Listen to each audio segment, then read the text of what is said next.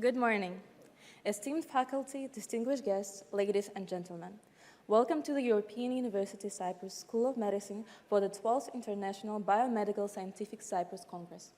We are honored to have you here with us as we gather to explore the latest advancements in biomedical sciences. To officially commence this event, we invite Professor Dr. Ioannis Patrikios, founder and chairman of the organization and scientific committee, to say a few words.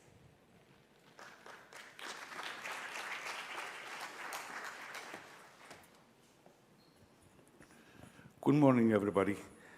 Here we are for the 12th IMBMC Congress, 12 years, successful meetings. The only thing I'm going to say, because we have the opening ceremony in the afternoon at 5 o'clock, it is to welcome you, good morning to everybody, and wishing you a nice, fruitful meeting. And we hope to have you with us the 3 days of these beautiful speeches, nice and exceptional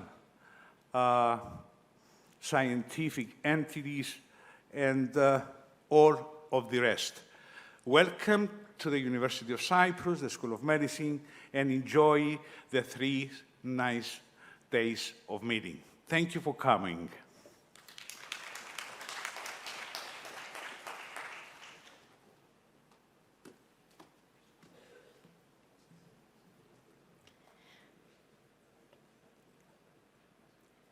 We now welcome the chairs for our first session, Environmental and Public Health, Global Warming, Dr. Alexis Papadopoulos and Dr. Andreas Zachariadis.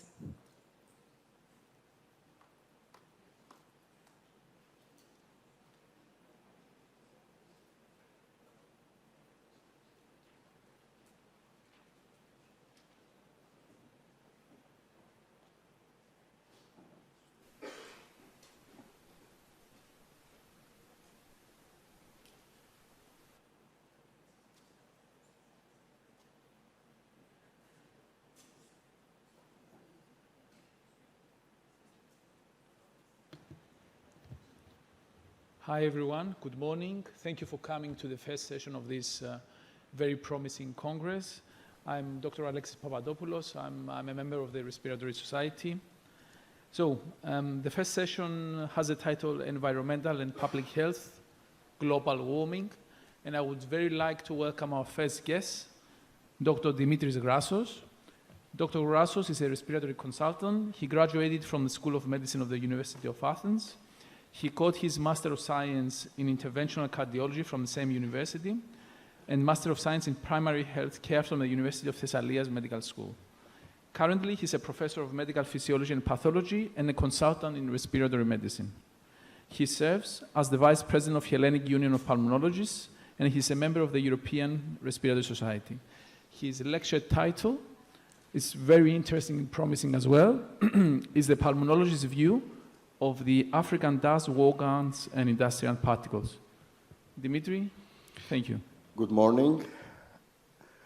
I'm very happy to come here in Cyprus every time because I meet many, many good friends. And I want to say many, many thanks to the committee of this Congress, and especially to the Professor Patrikios, who is the founder and the builder of this Congress. Hippocrates was the first that described the man from the mines, being pale, livid, and breathing with difficulty. The interplay between environmental factors and respiratory health is a growing concern in the field of pulmonology. This presentation examines how African dust, particularly matter from conflict zones and industrial emissions, contribute to life-threatening pulmonary diseases. Air pollution is the most visible and best studied form of pollution. Which is the sources? The source of pollution, first, is the African dust. Dust, particularly from the Sahara Desert, can travel across continents and oceans, affecting air quality far from its source, including the Caribbean, South America, and even parts of North America and Europe. Also, we have the war-related pollutants, combustion products and destruction of infrastructure, the use of explosive weapons in conflicts, and the emissions from gunpowder can release harmful particles into the air, including lead, mercury, and other toxic substances. These particles can contaminate soil, water, and air, leading to long-term health problems for people living in affected areas. Also, we have the industrial particles, manufacturing emissions. Factories release particulate matter, volatile organic compounds, and heavy metals into the atmosphere. And finally, we have the urban pollution. We have elevated levels of pollutants from transportation and the industry. Particulate matter. Particulate matter is the industrial particles. Yet the major source of particulate matter is the combustion of fossil fuels from human activity, natural sources, and yellow dust. This suspended dust has a diameter of under 10 micrometer and can be inhaled by humans and deposited in the lungs, particularly in the alveoli. Particles with diameters of less than micrometers can be inhaled and deposited in the upper respiratory tract. Also, fine particles with diameters of under 2.5 micrometers can penetrate deeper into the lungs and even enter the bloodstream. And finally, we have the particles with less of 0.1 micrometers. They can penetrate cell membranes and enter the circulatory system, potentially causing systemic effects.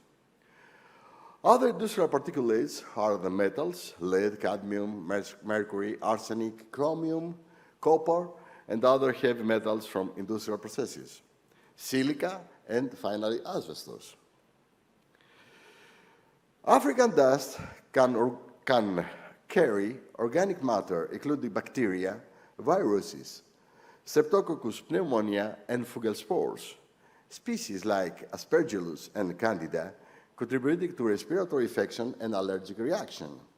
Many pathogens can survive on dust particles for extended periods, depending on environmental conditions, temperature, and humidity, and can remain viable for days or even weeks.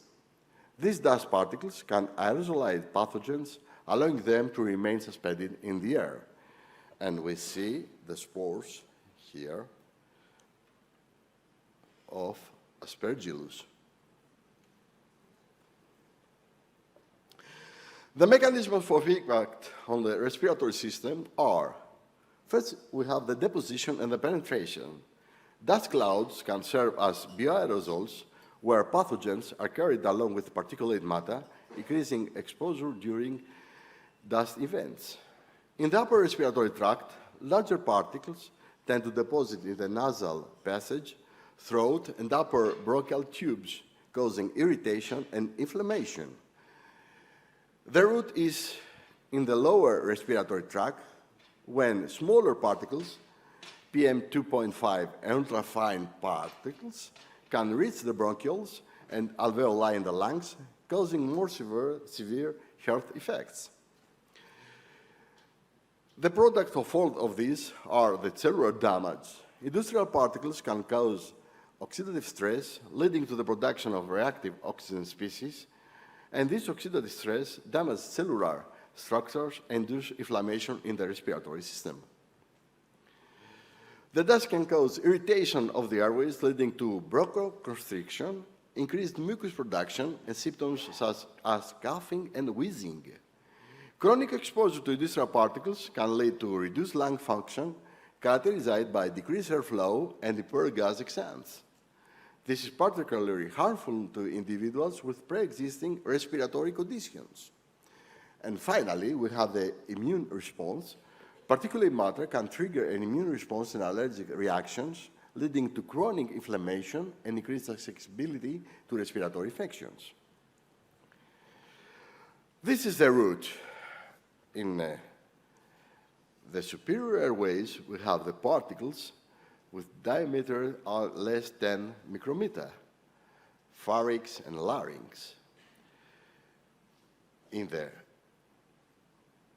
in the fine particles under less 2.5, we have in trachea, in bronchi, in bronchioli, and finally in alveoli. And ultrafine particles under 1 micrometer enter in the bloodstream. This is the cycle of all the particulate matter.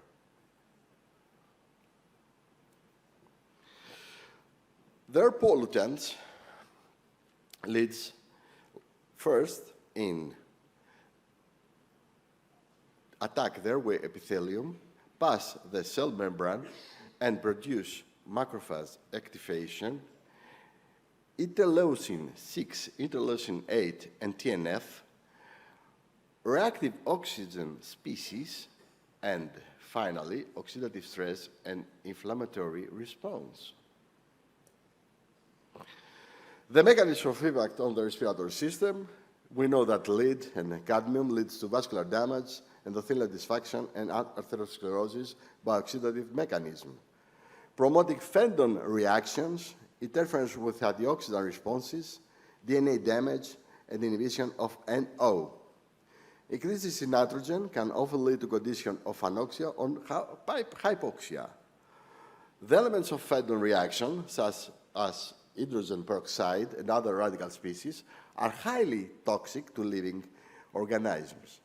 The toxicity of reactive oxygen species comes from their ability to oxidize a large number of cellular constituents. The health effects of specific respiratory disease are, first in asthma, there are increased symptoms. Exposure to PM can cause allergic sensitization and asthma exacerbation. In asthmatic patients, we have aggravation of the allergic inflammatory response, and the result is the bronchoconstriction. Moreover, asthmatic patients also show reduced lung volume or lung diffusion capacity. Particulate matter exposure has been reported to lead to increased hospital admissions for asthma during dust events, as symptoms including coughing, wheezing, and dyspnea worsen. For chronic obstructive pulmonary disease patients, we have exacerbation of symptoms. COPD symptoms can be exacerbated by inhalation of particulate matter, toxic gases, and may worsen symptoms, including shortness of breath and increase also hospital admissions. And the lung function decline, we have chronic exposure can lead to a more rapid decline in lung function. The specific respiratory conditions are increased incidence with particulate matter increased airway inflammation in the lungs, leading to increased levels of both inflammatory cytokines and neutrophiles. Dust, debris, and overcrowded living conditions in conflict zones can lead to high rates of respiratory. And in idiopathic pulmonary fibrosis, in 2014, an international study of the relationship between air pollution and idiopathic pulmonary fibrosis, reporting that concentrations of ozone and nitrogen oxide were associated with acute exacerbation of IPF 6 weeks after initial exposure. This is a radiologic pattern of interstitial lung disease. We see the honeycombing. The health effects on a respiratory condition, or specific respiratory condition, is, and the lung cancer, we have many, many studies. The PM is a leading cause of cancer, and the fine particulate matter affects smokers' lung cancer development to a significantly greater degree relative to healthy people. It's estimated about 500,000 lung cancer deaths can be attributed to air pollution. Both PM10 and PM2.5 were reported to significantly increase the mortality rate in lung cancer patients in 2017 and in 2018. And also we have the pneumoconiosis, this group of lung diseases, including silicosis and asbestosis. The patients at risk are children, pregnant women, other adults, patients with chronic disease. The mortality in COPD is 40%, in lung cancer 90%, and lower respiratory infection 30%. Silicosis is a lung disease that we know by inhaling fine silica dust. And we have patchy consolidation and ground glass lesion in patients with acute silicosis. This is a ground glass and consolidations. This is an image of mesothelioma. More than 18% of mesothelioma cases are caused by exposure to asbestos. The greater the exposure, the greater the risk. And finally, we have the United States deployment. 3 million United States military personnel and contractors deployed to Southern Asia and Afghanistan. During Operation Desert Storm, Iraqi troops burned Kuwaiti oil wells. A retrospective cohort study was conducted to investigate association between deployment to Kabul, Afghanistan, and the health effects of United States military, who were exposed to high levels of PM from sandstorms, burn pit combustion products, chemical weapon exposure, improvised explosive devices, and diesel exhaust particles. After returning to the United States, many Gulf War veterans developed persistent respiratory symptoms, including asthma, rhinosinusitis, and bronchiolitis. This is an image of inhalation of sulfur mustard. We have bronchiectasis in war chemically injured patients. This is the bronchiectasis, and this is cystic bronchiectasis. The health impacts of air pollution exposure from 1990 to 2019 in 43 European countries shows severe impact in Europe. And the global estimation of mortality, disability, adjusted life years, and welfare costs from exposure to ambient air pollution, you can notice Asia, and especially India. Conclusion. The interplay of African dust, war-related pollutants, and industrial emissions presents significant challenges to pulmonary health. Addressing these issues requires a multi-phased approach that includes public health initiatives, policy reform, and community engagement.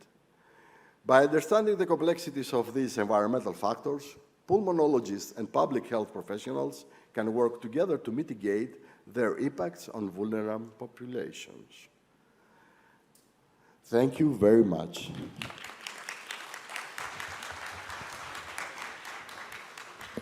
Is there questions or? Dimitri, thank you so much for the thorough presentation on these environmental hot issues. Any questions at all? Okay, so I'd like to ask a question, Dimitri. As far as you know, are there any limit regulations by the European Union about the PM10 and PM2.5 particles?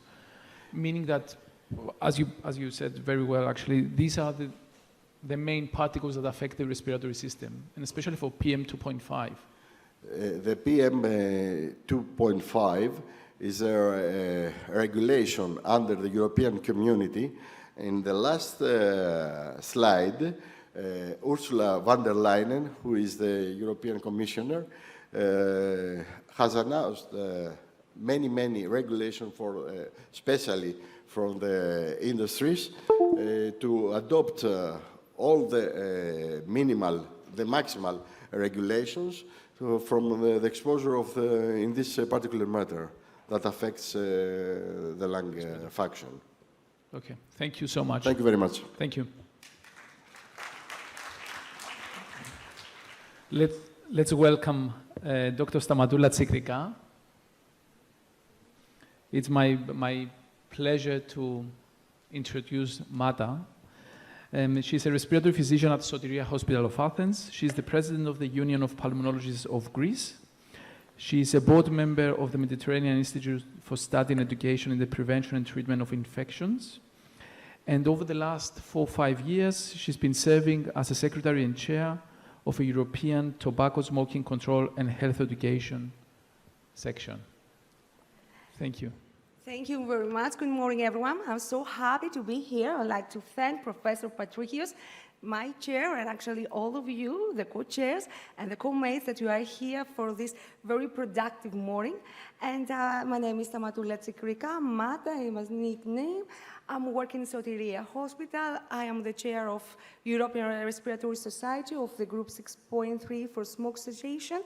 And today we're going to talk about, for the next 12 minutes, about a very critical issue, which is no other than public health threat, tobacco smoking and youth. This is the outline of my presentation, actually. I have to declare there is no at all conflict. You know that ERS has a very strict regulation about tobacco company and industry. And we will begin with a small introduction of smoking in adolescence. As we all know, smoking is still a core challenge for child and adolescent health. Adolescence is the critical period when the risk associated with substance use are particularly high. We must not forget the fact that smoking behavior is typically established during this period of life, and most smokers declare that they had their very first cigarette or were already addicted by the time they turn 18. Also, youth are more likely to use tobacco products if they see other people of their age to use them. Across European Union countries, there are 1 in 6 of minors that actually report in Eurometer that they have smoked cigarettes at least once in the past month. And also, e-cigarettes have been the most commonly used tobacco product among youth since 2014. We will now continue with the prevalence of smoking among the teen age. Across Europe, 37 million of children use tobacco products. The rate of e-cigarettes use among minors exceeds than the adults. And only in our region, 20%, and it's a huge percentage, of the minors and the teens actually they have been reporting that they use them. Vaping and e-cigarettes conclude that even if you are not a smoker and you are co-mates or you're gathering with a smoker who use them, you may have a higher likelihood of starting smoking. In addition, in approximately 123 countries, there is a smallest tobacco use among these ages of the 2 years period. On average, almost 3% of adolescents in this age report current use of smokeless tobacco products. The same in the area of Eastern Mediterranean region and in Southeast Asia region. And likewise, tobacco industry spends on average the huge number of $23 million a day on marketing and on digital social media platforms to target the young minors. And if we want to focus on the consequences of teen smoking and the impact on their health, first of all, what the data tell us? The data tell us that nicotine addiction develops rapidly in young people, reporting some symptoms of dependence at even low levels of cigarette substitution. Lung development is altered by early tobacco use. Active smoking causes reduced lung function and impaired lung growth during childhood and the teen age. Adolescent smoking is associated with reduced FEV1 ratio. We know that, and increase actually the peripheral airway resistance. Active smoking is associated with an increased risk of developing asthma or for exacerbating the existing asthma. And don't forget, we have a new disease now named E-Valley that actually it is the impact of e-cigarette and vaping use in the lung injury. And if we continue, we have to understand that active smoking is associated with subclinical vascular damage, high-density lipoprotein cholesterol decreasing in minors who had been smoking for less than 2 years. Smoking is a major cause of early abdominal aortic atherosclerosis in young adults. Furthermore, it is a major risk factor for poor periodontal health and oral cavity diseases that actually we don't give a lot of attention and we don't know a lot of them, but there is a lot of data about that. And of course, the evidence until now suggests that there is an association between the smoking and the rate of reduced taste sensitivity, sleep disorders, vocal dysfunction, altered brain development, and cognitive function. And last but not least, the gateway effect for other substance use. Moving on, we will outline the factors influencing smoking initiation, modeling behavior actually. First of all, peer influence, social pressure, the young people, they have the desire to fit in, lack of resistance skills, their perception of smoking as cool, characterized as cool and mature, modeling behavior, majorly developed by the parents and the teachers. Non-smokers who affiliate with smoker has been found to be a greater likelihood for transitional to tobacco use. And of course, who doesn't know social media, which is the major factor influencing smoking lately in our decade? Instagram, TikTok, YouTube, Facebook, Twitter, WhatsApp, maybe you know more. And the exposure to the smoking-related content, the influence of social influencers that they actually sway the acts of the teens, social validation and norms, violent challenges. There are dangers, first of all, and trends after the COVID-19 pandemic era. Tobacco companies use a variety of well-sophisticated marketing techniques, especially aimed at attracting young people. Let's see, first of all, the brand packages design, a key strategy, very, very popular for the tobacco industry. Designing, packaging, and branding by using bright colors, trendy designs, slim, sleek packaging that can be easily hidden. Flavors. They offer flavors like vanilla, cherry, cool mint that actually often mask the harsh stain of tobacco and make the product to be more palatable for first-time user. You can see a lot of tactics there. Of course, they continue. They have strategic social media campaigns with all these platforms that actually we know my children spend a lot of time, significant of their time, and paid influencers make tobacco use to seem very, very attractive and fashionable.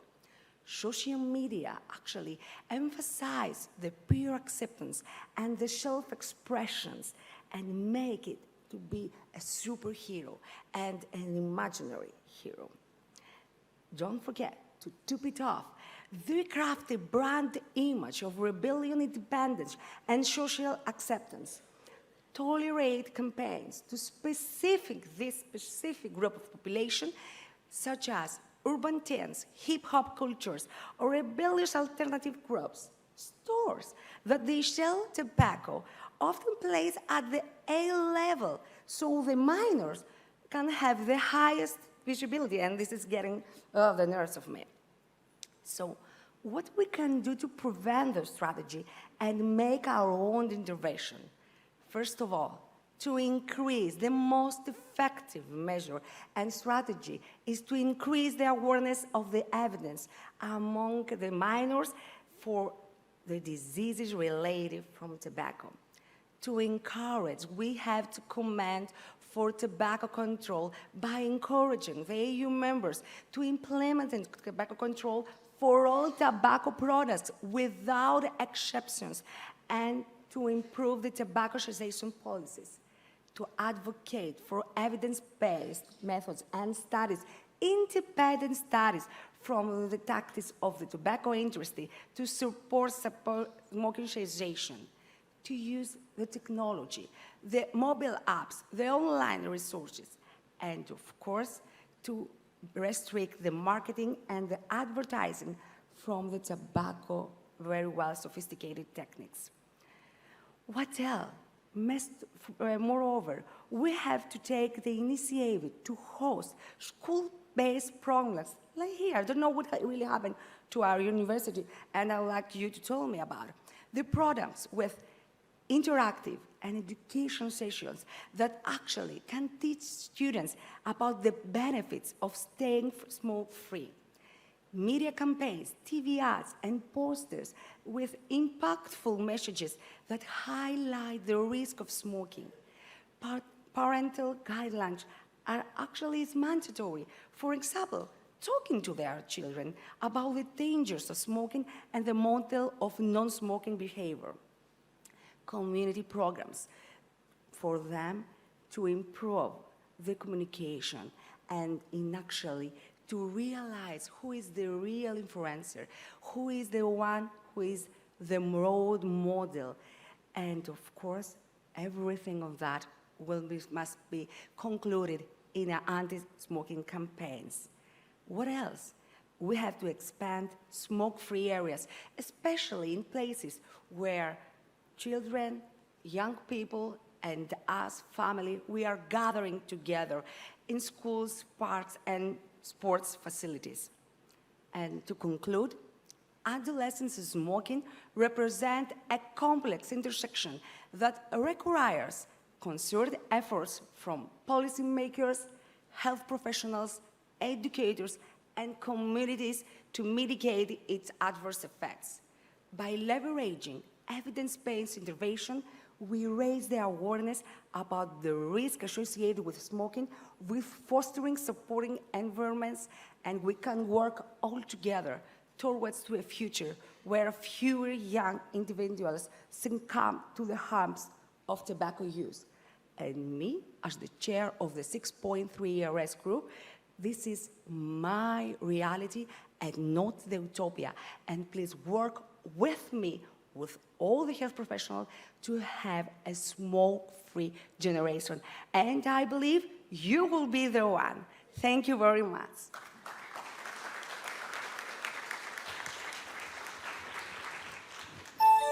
Dr. Segregara, thank you for the excellent presentation. Any questions? Yes. Dr. Luis. Congratulations for your excellent presentation. This is a huge problem. We have it in Cyprus and it's well described elsewhere. Do you work here in Cyprus? Yes. You work in university? Do you want to share with me your experience here? What actually, do you have an anti-smoking pleasure? We have the problem in Cyprus. It's very serious. And I fully agree with you that we should all work in order to find that. And a very good idea is the Australian example, where these products are forbidden to be disposed except in pharmacies and with the showing their ID.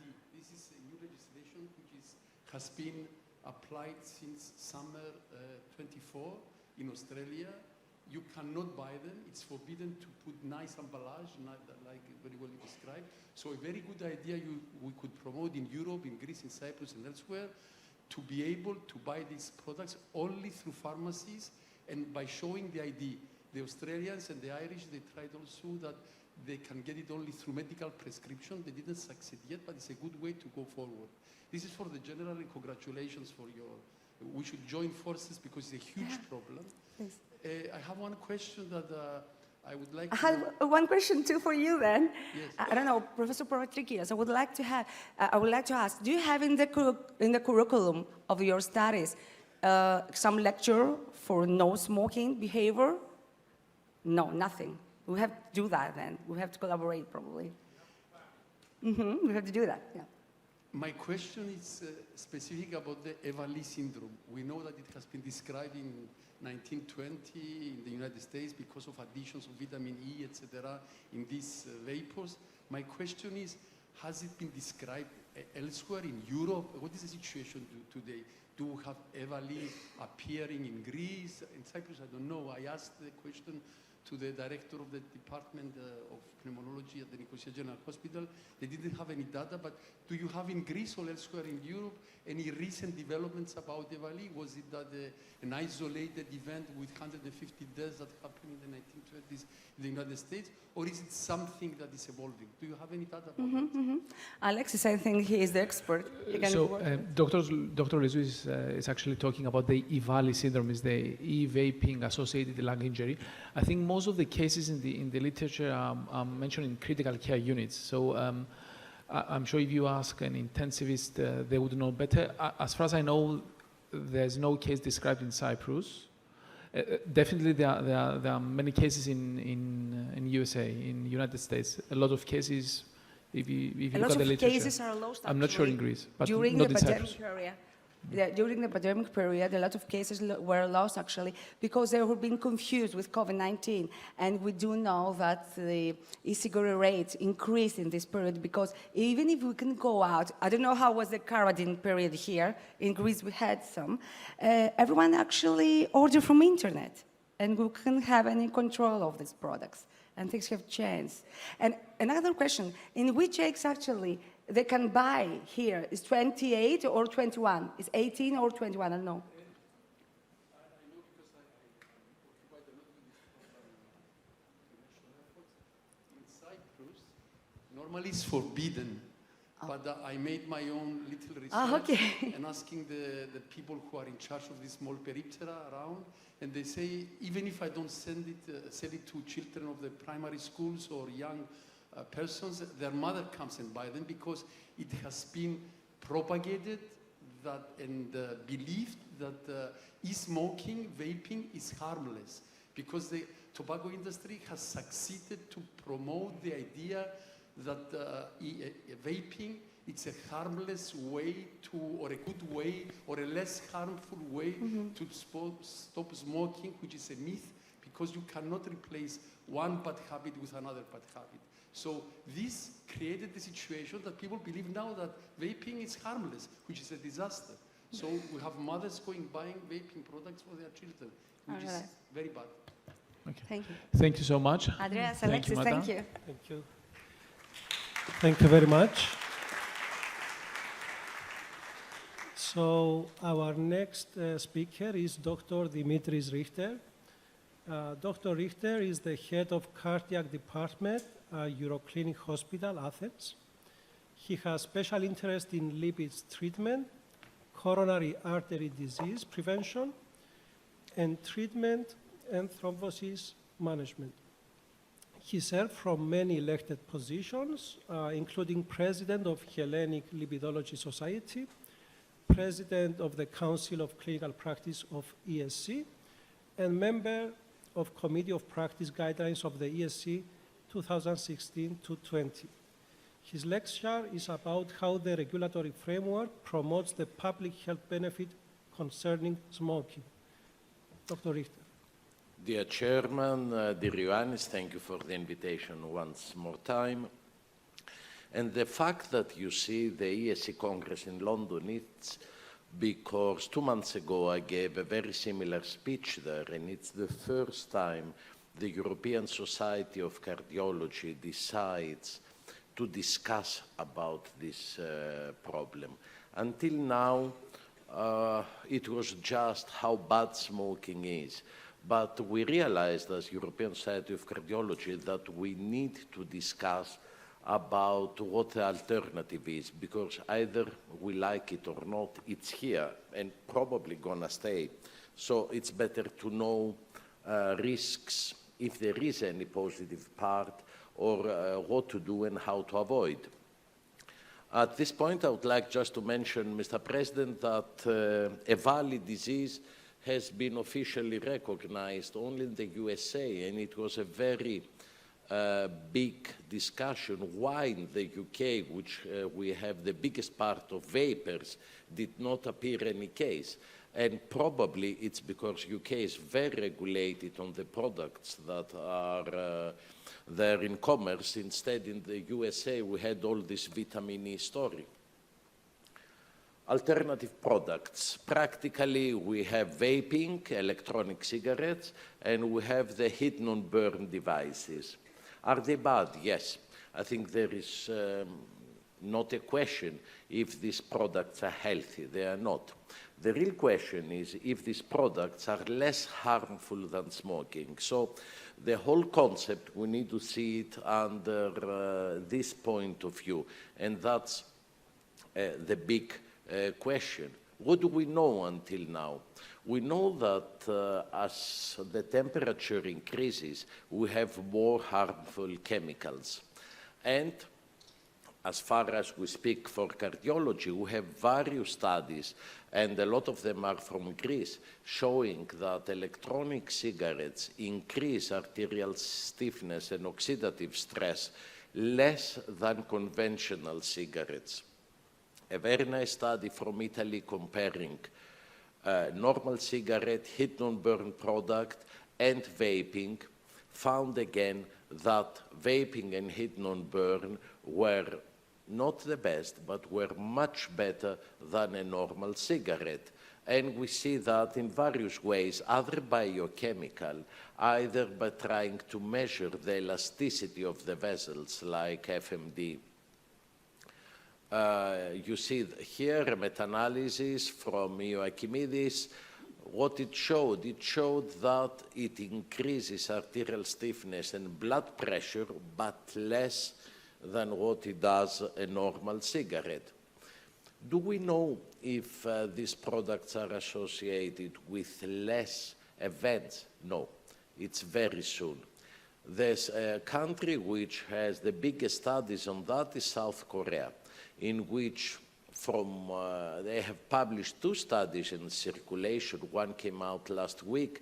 This is an older one of 2-3 years ago, in which seems that those who stopped smoking and continued on an alternative product like vaping had much less events than smokers and more events than those who do not smoke. ACC 2018 mentions that doctors must know about e-cigarette. They can be used for smoking cessation, or they can be used as a non-preferable, but at the end of the day, sometimes necessary smoking alternative. At any case, our aim must always be to tell patients that if they use vaping to stop smoking, it's good as long as they continue to try to stop smoking. And we have 2 New England Journal of Medicine and 2 Cochrane analyses showing that e-cigarettes are more effective than NRT, nicotine replacement therapy, in smoking cessation. What about heat-not-burn?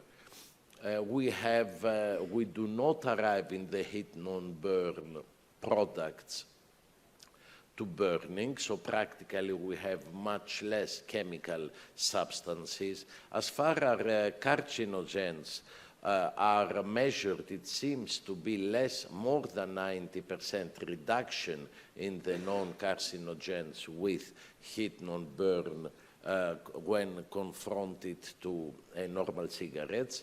So yes, it's much less harmful, but yes, you continue to take carcinogens. So we have studies that show that in myocardial and vascular function, they are better than smoking, and we see that in less systolic blood pressure and heart rate increase.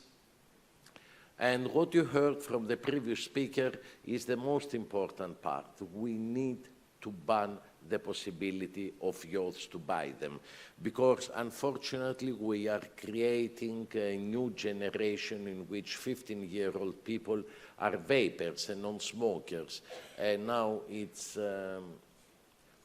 not posh to be a smoker, but it's very posh to be a vapor, and that's something that will provoke practically the same dependence, so we need to take care of that. What happens in the rest of the world concerning alternative products? Snus.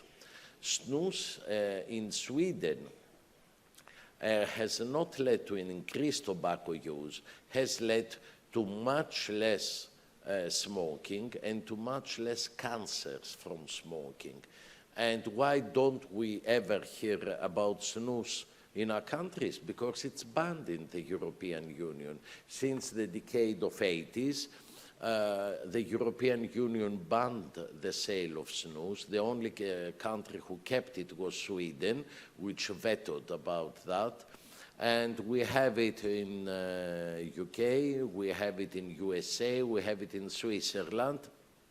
And It's the only product that has got from the FDA the label that it reduces diseases. And at the same time, we have this ban and we have normal cigarettes being sold. So politics are not always very scientific, let's say. But FDA has probably the best way of approving new products, because in order to be able to be on the market on the USA, you have to show that the product you are trying to sell is positive for public, is protective for public health. And protective for public health means less harm to you and to the people who are near you. So active and passive smoking. And this is something that the first product that had this kind of authorization in the United States was IQOS. Since 15 years, it's FDA that it has also a mandate on tobacco, except on drugs. E-cigarettes at the beginning passed under the law because they were not considered tobacco products. So we had all the problems that you mentioned before, like EVALI. When they found out that this was happening, they asked all e-cigarettes to have a file with studies and to give it to the FDA in order to be checked. Just to say here that FDA asks a full file, like for the drugs, which has animal studies, behavioral studies, toxicology studies, in order to decide if these products are less harmful. And that's where one of the most known brands in the United States, Juul, was banned. It was denied authorization. And this was so strange that it became a series in Netflix. So if you want to learn more about Juul and how to make a multi-million company dollar broke, you can see this mini-series in Netflix. What do we do in Europe? In Europe, we have the TPD, and everybody thinks that he has never heard of that, Tobacco Product Directive. Although the results of TPD, we see them every day. We see the pictures on cigarettes. That's something that came from TPD in 2014. We don't have anymore the word light. We are not selling 10 cigarettes pack. All these are orders that came from TPD. Electronic cigarettes, they have a maximum concentration of nicotine, and they have information for consumers. The new TPD is being prepared for 2026, so we wait to see what the results will be. What does each country do? Except of FDA, which for sure has the best way to handle it, Europe, as always, is quite divided. In whole Europe, these products can directly go into the market, but after that, the big question was if there would be any regulatory part on if these products are allowed to use the words or any claim about reduced harm. So that was a big discussion. We had different countries. What's really strange and very nice is that Greece was the first country in Europe in which decided to give a claim on these products, stating that they produce less toxic substances. And together, and the other country that in Europe has the biggest policy of promoting vaping is UK, because UK believes that it will be less harmful, less disease, especially for people which are deprived economically and socially.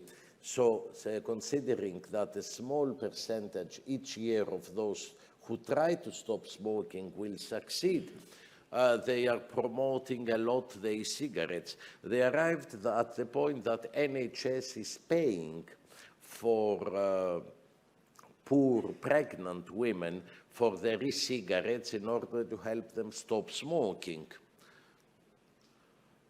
By concluding, new tobacco and nicotine products represent a challenging new topic.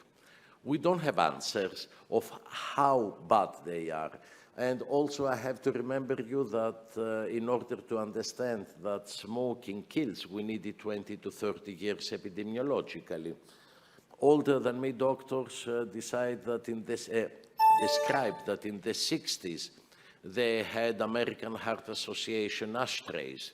So I have never seen it, but I would buy one in eBay if I could find.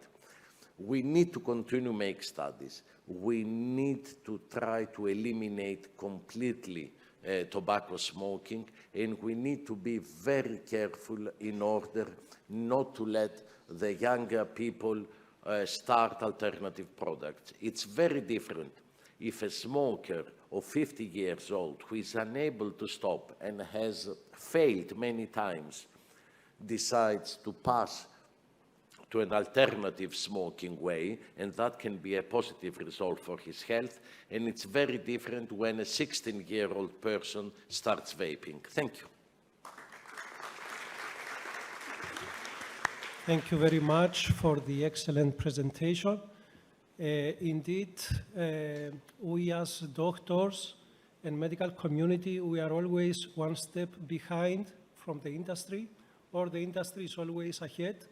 And until we approve and we prove that there are so many harms, I am sure that the next product will be released.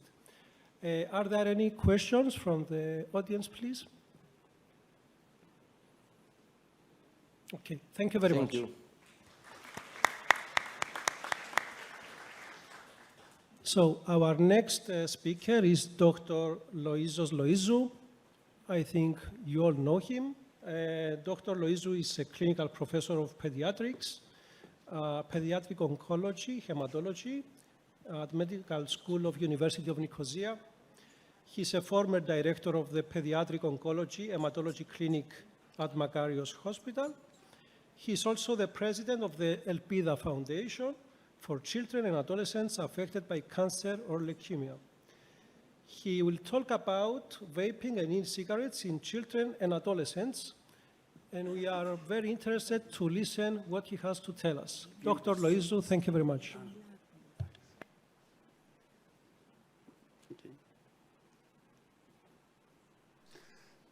First of all, many thanks to Professor Patrikios that gave me the chance to present the results of our original research concerning the trends in survival and mortality, a population-based study that we did in Cyprus.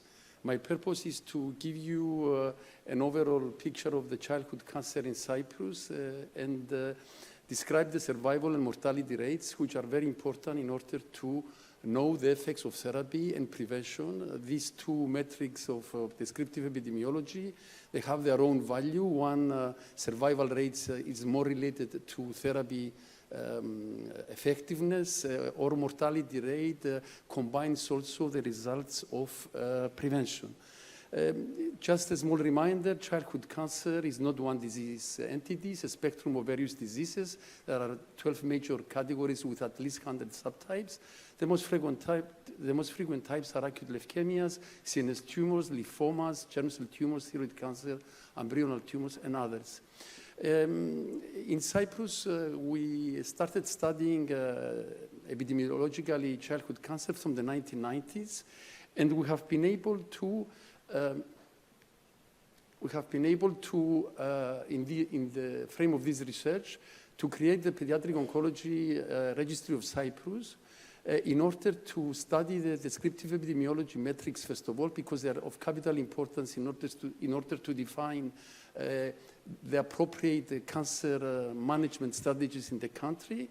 So to determine the incidence rates, time trends, geographic distribution, survival rates, and mortality rates, compare with worldwide situation and establish hypotheses for the next step, which is the analytical epidemiology, it was imperative. So our first step was to create the Pediatric Oncology Registry. and calculate this analysis that I mentioned before. So just to, in this brief introduction, to mention the basic findings, the first objective was, first of all, to create the pediatric oncology registry, which has very good quality criteria with microscopically verified tumors, which is a valid indicator in the order of 95%. Death certificate only diagnosis, again, another validity indicator of our Cyprus registry of 0%. And mortality to incidence ratio proportion, which is a completeness indicator of 22%. And I have to say that these criteria are among the highest in the world. And also to stress out that Cyprus is one of probably 9 countries in the world who have a high criteria pediatric oncology registry in the ages of 0 till 19 years old. Our second and third objectives were to assess the incidence and time trends of childhood cancer in Cyprus. Just brief overview, 42 new cases each year in the 0-19 years age group. The ASRW, the age standardized incidence rate according to the world SEGI population, 203 cases per million of children, which ranks Cyprus third highest in the world after Belgium and Italy. The percentage of childhood cancer out of the total is 1.5%. Here you see in this slide here, you see the 4 big groups, leukemias number 1, lymphomas 2, specified epithelial neoplasms that mostly are thyroid cancers, and CNS tumors. Together these 4 categories constitute more than almost 70%. And then we have embryonal tumors, germ cell tumors, and others. The geographic distribution was interesting because we saw that the distribution among the various districts of Cyprus was, although we had some environmental factors such as arsenic higher in Nicosia area, but not for radon. However, the distribution of cases among the districts was not significantly different, but we found that when we compare urban versus rural areas, we found significant differences. And in urban areas, the number of males with leukemia was higher than it was less than expected than in the urban areas, whether this is related to pollution, benzene from the cars exhaust or factories. This is still to be proved by analytical studies that we're planning to do. The fifth objective, and now after this brief introduction, I will show you the results of the survival. In this table is a summary of the findings. Overall, for the 20 years period, 98 to 2017, where we had the full population-based criteria that I mentioned before, we see that the overall is 81.7%. With 83% for leukemias, 93% for lymphomas, CNS tumor and neuroblastoma, unfortunately, is low from 50 to 60, and this is not only for Cyprus, but worldwide because of the nature of these diseases. Retinoblastoma, renal tumors, very high, and please note that germ cell tumors and specified epithelial, mostly thyroid cancers, almost 100%. This figure shows in decreasing order what I mentioned before. Now, if we see the Kaplan-Meier curves, we see here the evolution through time for the 25 years follow-up that we have. Overall, as I mentioned before, in the order of 82% of survival. No difference between male and females, which is different for Cyprus than in other countries. Also for leukemia, again, you see the high levels and the Kaplan-Meier evolution through the 25 years. For lymphomas, also in the order of 95%. CNS tumor, unfortunately, not good results with less than 60%. Same scenario for neuroblastoma. For renal tumors, in the order of 80%. You see mostly after 5 years, the 5-year survival is equal to the 10 years and to the 25 years. So if somebody survives the 5 years, it's equivalent to cure. For bone tumors, again, in the order of 60%. For soft tissue sarcomas, in the order of 70%. Germ cell tumors, mostly in the adolescents, again close to 100%. Specified epithelial tumors, and here I will make a small parenthesis to mention that Cyprus, the only malignancy that we had a significant annual percentage change, it was for thyroid cancer, and we're probably the first country in the world with the highest incidence for thyroid cancer, mostly in the 15 to 19 years old, and which is very alarming. Most of them are metastatic cases, and we have an annual percentage change of 7.6%. So this will be the subject of our next analytical study. Now, an interesting finding is we compare the first decade to the second decade of our study, 98, 2007, and 2008, 2017, and we found that there was a statistically significant difference in survival and mortality between these 2 decades. Being the founder of pediatric oncology in Cyprus in 1989 and knowing what happened, I know that during that transitional period, when the international organizations and protocols advised the use of innovative treatments such as liposomal liposomal amphotericin B, growth factors, broad-spectrum antibiotics, immunotherapy, and only the countries who could afford it, the rich countries, could apply this. Cyprus could do it.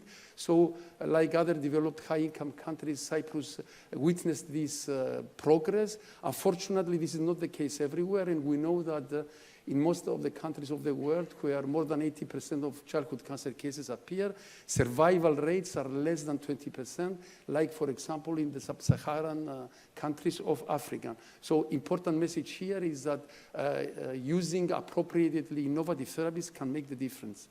If we see now in age groups, we see that the 0 till 14, it is the blue line, have a less good survival than 15-19, and this is due to the prevalence of lymphomas, germ cell tumors, and thyroid cancer in the 15 till 19.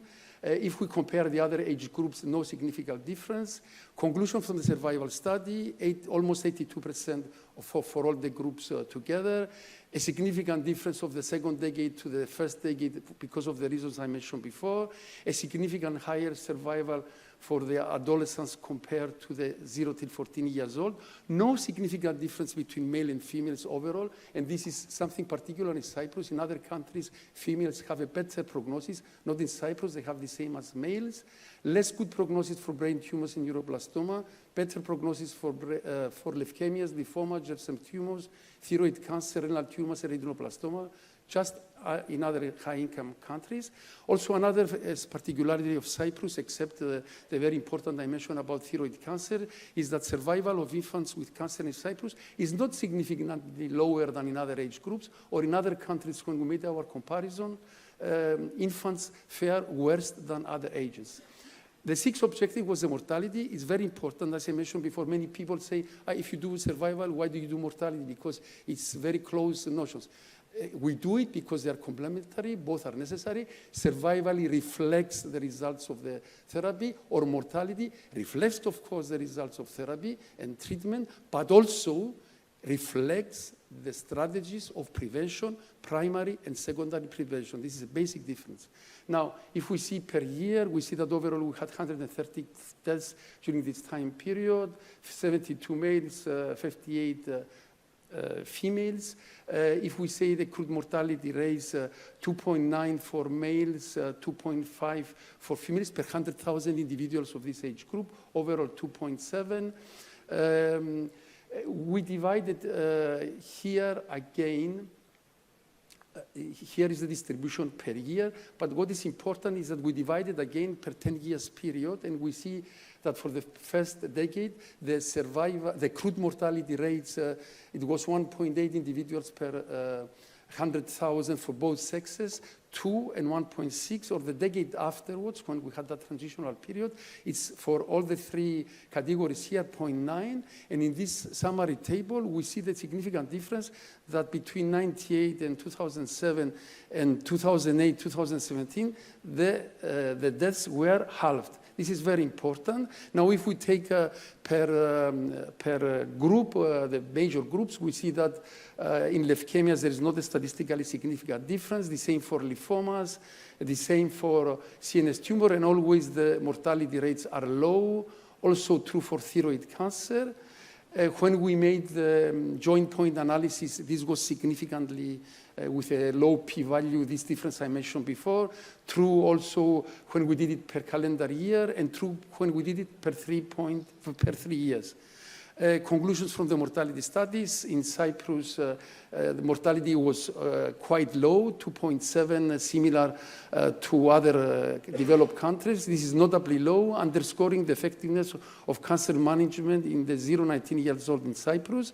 And finally, for conclusion, I show you here one of the most recent studies. We have other studies that they show the results of Cyprus, but the most recent was published in Lancet Oncology in December 22, the cure rate of children diagnosed with cancer in Cyprus from 2010 to 2014. And as you see from the table from this article in Lancet Oncology, out of 30 European countries, Cyprus ranked first in cure rates. Our team is not only from Cyprus. This work has been done from these people here, from Cyprus and myself, the excellent colleagues from the Ministry of Health, Mrs. Anna Dimitriou and Mrs. Maria Thanasiadou of the unit for the following of the evolution of health in Cyprus. From the United Kingdom, the members of our team is Professor Linda Sharp and Dr. Richard McNally, and from Germany, Professor Anne Borchardt and Dr. Friederike Erdmann, and the work I presented is the work of all of us. Thank you very much. Thank you very much, Dr. Loizou, for all this useful data from your study.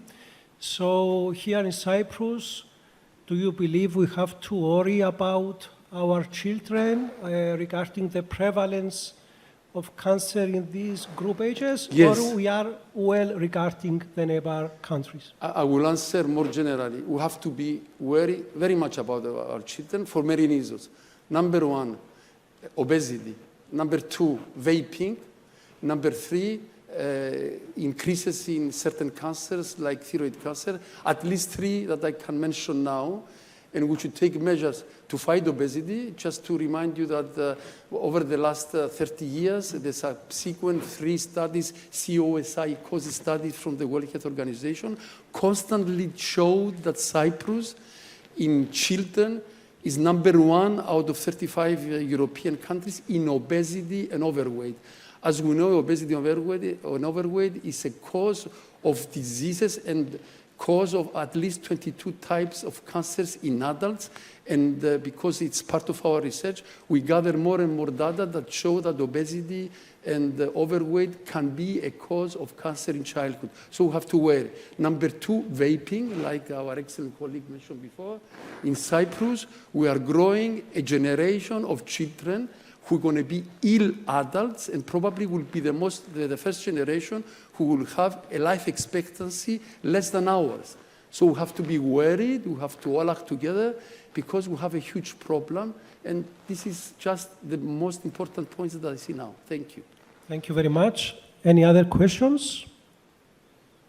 Okay, thank you very much.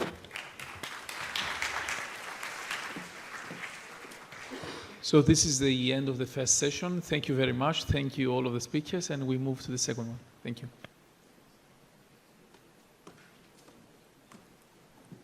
We would now like to call upon the chairs for the session 1B, Dr. Violeta Rafai and Dr. Konstantinos Lapropoulos.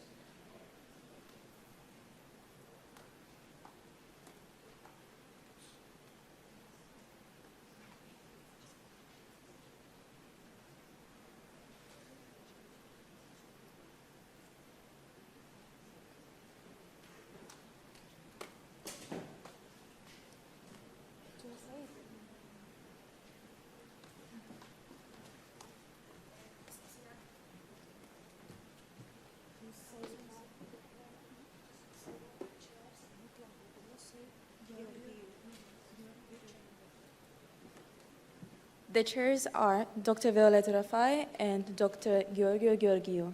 Sorry. Okay, so we would like to call Dr. Georgia Kaiafa, who is an associate professor of hematology and cardioembolic disease of Aristoteles University in Thessaloniki, and is working in the first medical propedeutic department of internal medicine of AHEPA University Hospital. She specialized in hematology receiving her specialist degree in hematology in 1996, and she continued to serve the medical school as an affiliated clinical and research associate in the first propedeutic Department of Internal Medicine of AHEPA Hospital until her election as clinical lecturer in hematology in 2007. In the year 2005, she received her PhD in Medical School, Aristotle University of Thessaloniki. She's a member of the member in a multidisciplinary team of stroke unit in First Propedeutic Department of Internal Medicine of AHEPA Hospital. So the lecture title is Air Pollution as a Potential Cardiovascular Risk Factor. Good morning. First of all, I would like to thank the organizing committee for the kind invitation, especially Prof. Patrikios. Take my apologies for not being there. Air pollution is the presence in the atmosphere of pollutants. That means any kind of substances, but also noise, radiation, or other forms of energy in quantity, concentration, or duration, which can cause negative effects on health, living organisms, and ecosystems, and generally make the environment unsuitable for its intended uses. Air pollution has increased dangerously in recent years. It is a global health problem, more than 3 million premature deaths worldwide, and it is a major risk factor for mortality, mainly from cardiovascular causes. Air pollutants that are taken into account for the assessment and management of air quality are divided into two categories. The most important of them are nitrogen dioxide, monoxide, and also particulate matters that are categorized according to their diameter, and the most important of them are particulate matters with less than 2.5 micromole that have a great ability to penetrate into the alveoli of the lungs. So, the anthropogenic pollution is divided into three categories. The social one, that means the external environmental pollution which the entire population suffers from. The professional, which is the pollution of the working environment, and the personal pollution with smoking, sprays, and others. The major anthropogenic sources are central heating, means of transport, burning and industrial processing, and energy production and transport. Fuel and industrial activities, including electricity generation, account for more than 90% of primary pollutant emissions. So thrombosis is the main pathogenetic mechanism by which air pollution induces cardiovascular events. Here you see 46 epidemiologic studies, 11 controlled exposure studies in humans, and 17 in vivo animal studies. The majority of them examined hemostatic changes following short-term, not more than 7 days exposure to air pollution, and they demonstrated that there was a fibrinogen increase to 2.4% from 3.1 grams, and variations, many variations, in the inhibitor of plasminogen activator and tissue plasminogen activator levels. In 2010, this publication demonstrated that suspended particles could strongly affect the mechanism of hemostasis, causing a pro-inflammatory and fibrinolytic state, inducing cardiovascular risk. Changes in hemostasis have dominant characteristics such as activation of a systemic inflammatory reaction and alteration in platelet function. So how is air pollution a cardiovascular risk factor? First of all, microparticles induce inflammatory reactions in the lungs, releasing mediators into the circulation with pro-inflammatory and oxidative effects. Second, there is activation of respiratory tract nerves, disrupting the balance of the autonomic nervous system. And third, there is direct entry of pollutants into the pulmonary and systemic circulation. Air pollution exposure induces coagulation and affects fibrinolysis, leading to disturbance of hemostatic factors, increasing thrombotic risk in vulnerable patients. So the possible mechanisms are platelet activation, oxidative stress, increase of clotting factors, decreased fibrinolysis, tissue factor and interleukin-6 interaction, epigenetic factors, but also genetic polymorphisms. It is interesting that in 2008, in the capital of China, in 125 healthy subjects, the reduction of particulate matters led to a reduction of 2 specific markers of hemostasis.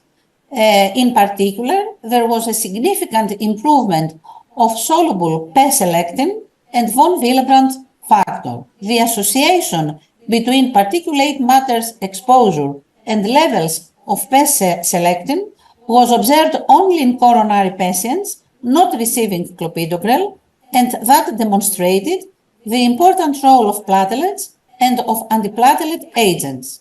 Also, the administration of chelating agents prevents the effect of air pollution on the hemostasis mechanism, and furthermore, exposure to air pollution affects biomarkers of oxidative stress both in vivo and in vitro.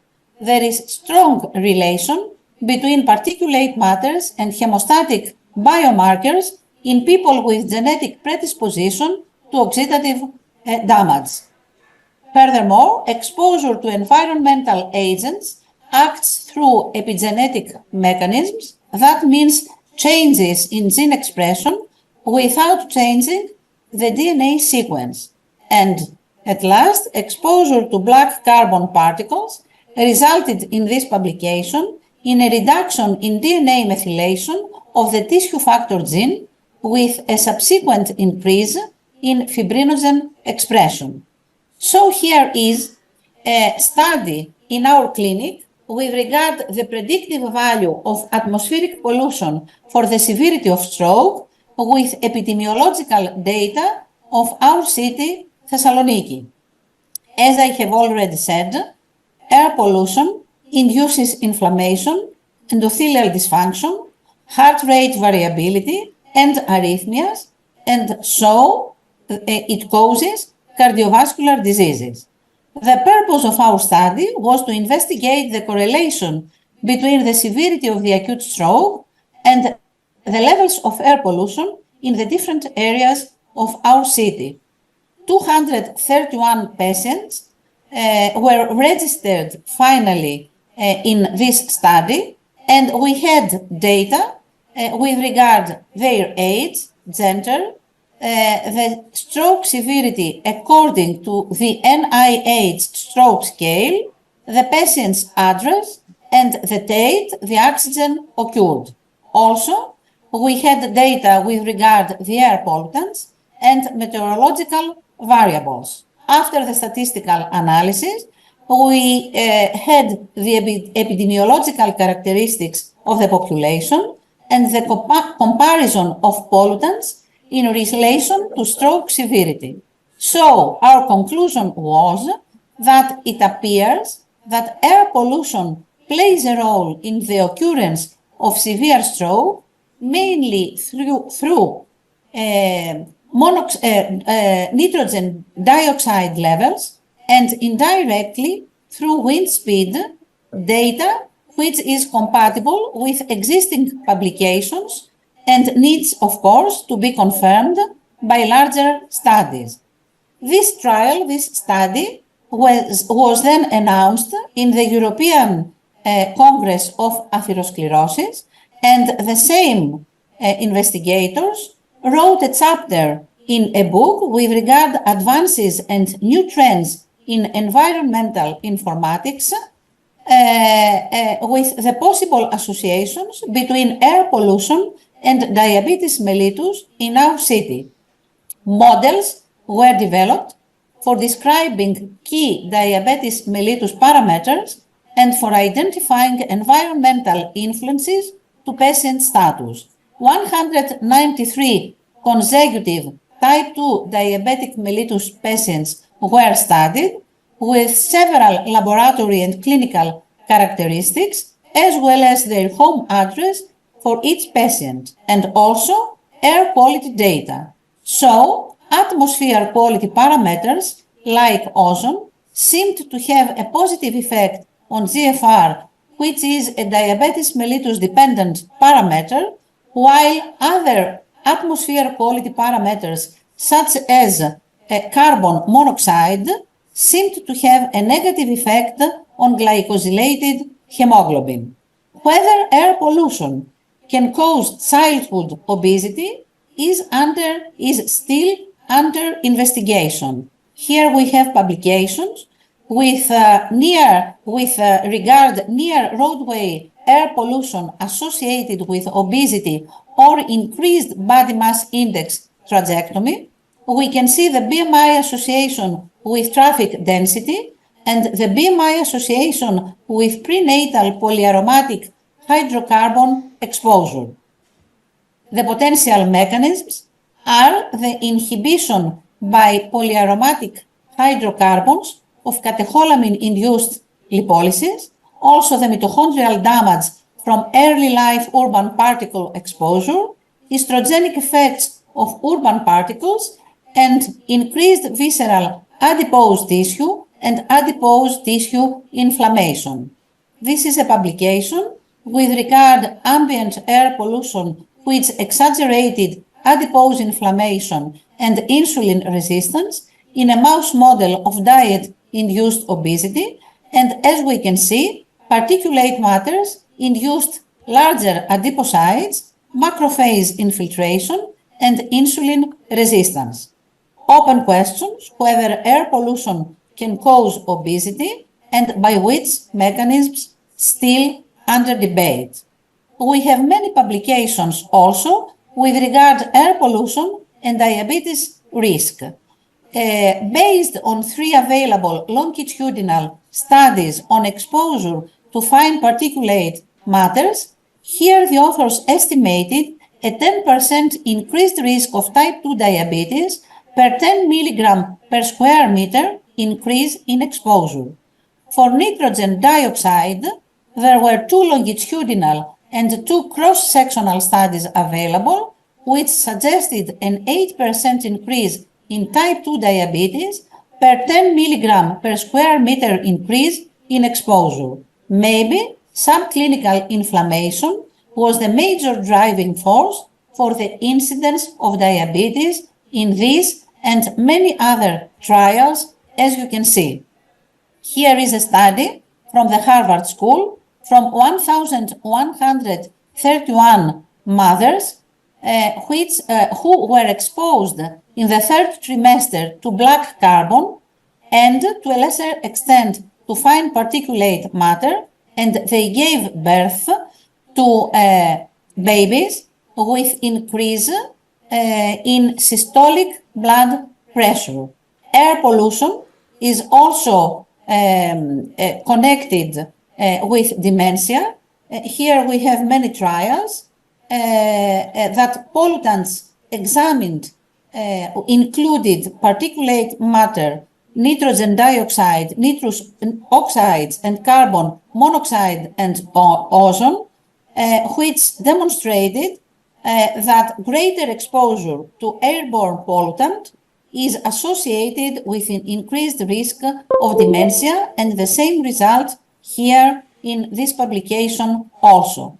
So, my conclusion is that finding a treatment to prevent thrombotic complications in vulnerable individuals, such as patients with a previous history of ischemic stroke or coronary artery disease, who are unavoidably exposed to increased levels of air pollution will be our future goal in order to earn and give life to our vulnerable patients. I will end with the tree of life, which expresses the interconnection of every form of life with the universe in every country and every civilization. So we have to protect our forests to get oxygen and earn life. Thank you very much.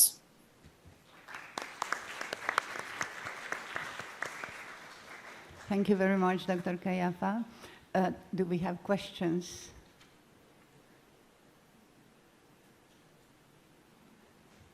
So if there are no questions, I would like to thank you very much once again by highlighting all important elements in terms of air pollution, how it can act as a risk, as a potential risk for cardiovascular system. Thank you so very much. Thank you. Thank you very much. So I have the privilege to introduce our next speaker, which is Dr. Konstantinos Makris. He's a full professor of environmental health and supervises the water and health laboratory of the Cyprus International Institute of Environmental and Public Health within the School of Health Sciences at the Cyprus University of Technology. He was an adjunct assistant professor of environmental health at the Department of Environmental Health at the Harvard University in US.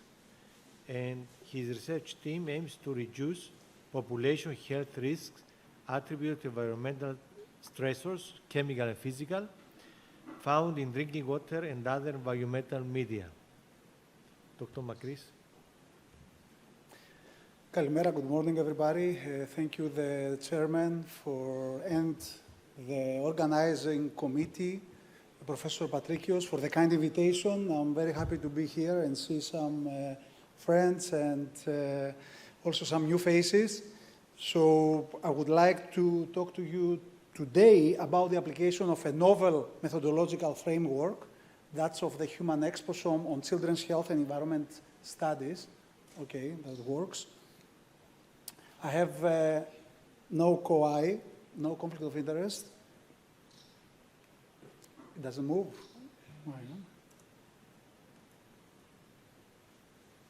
Okay.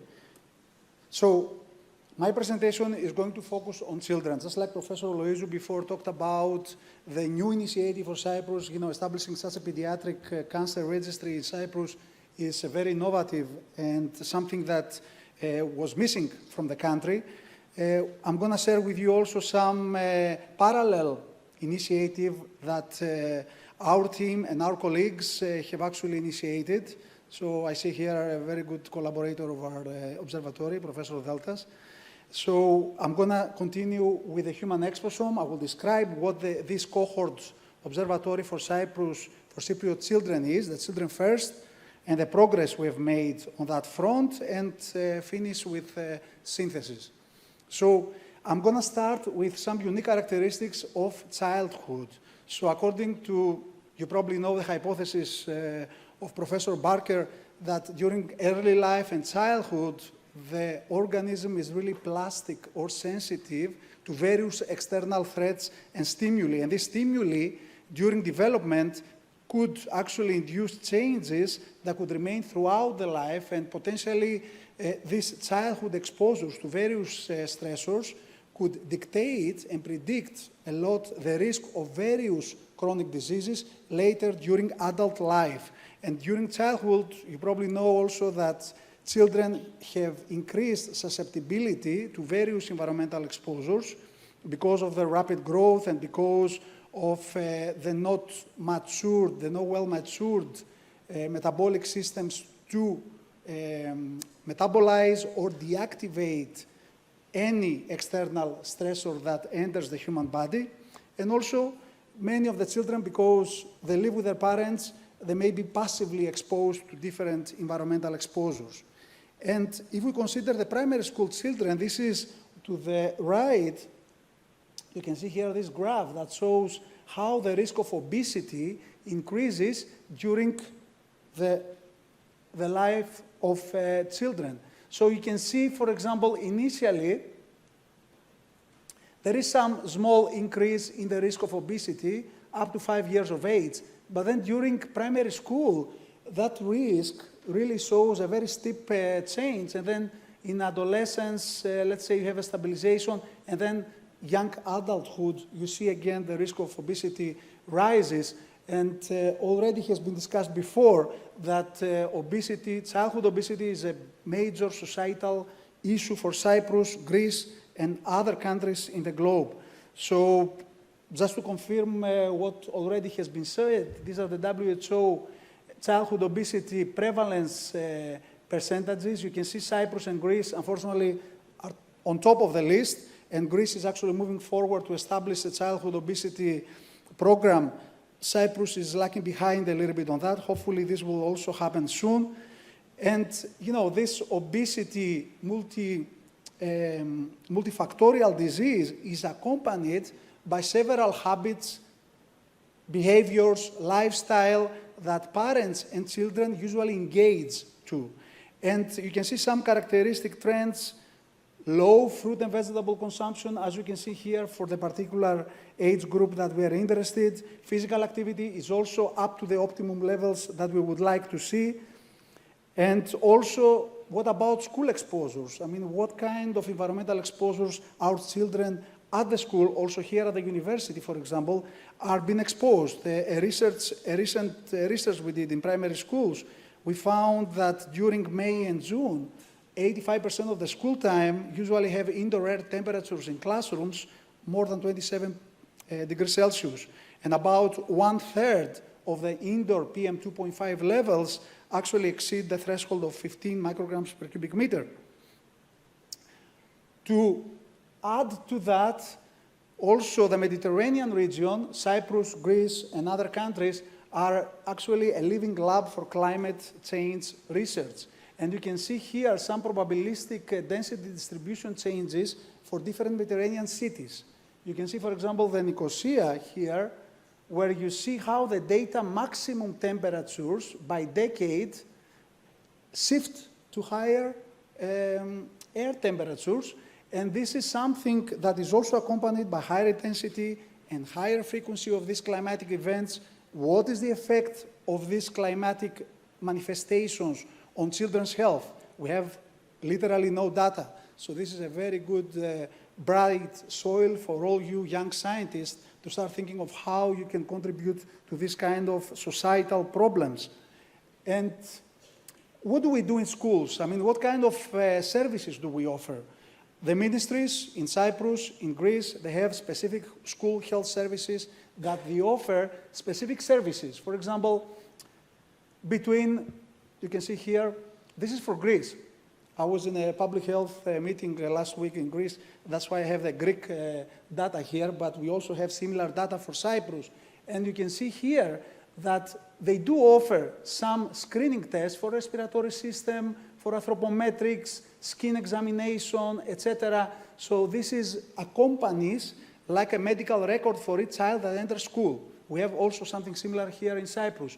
One issue that emerges is that, for example, other types of everyday life, other types of environmental exposures are not documented, and this may be only documented after specific recommendation by the pediatrician of that particular child. And this is something that we would like to pay attention to and give focus.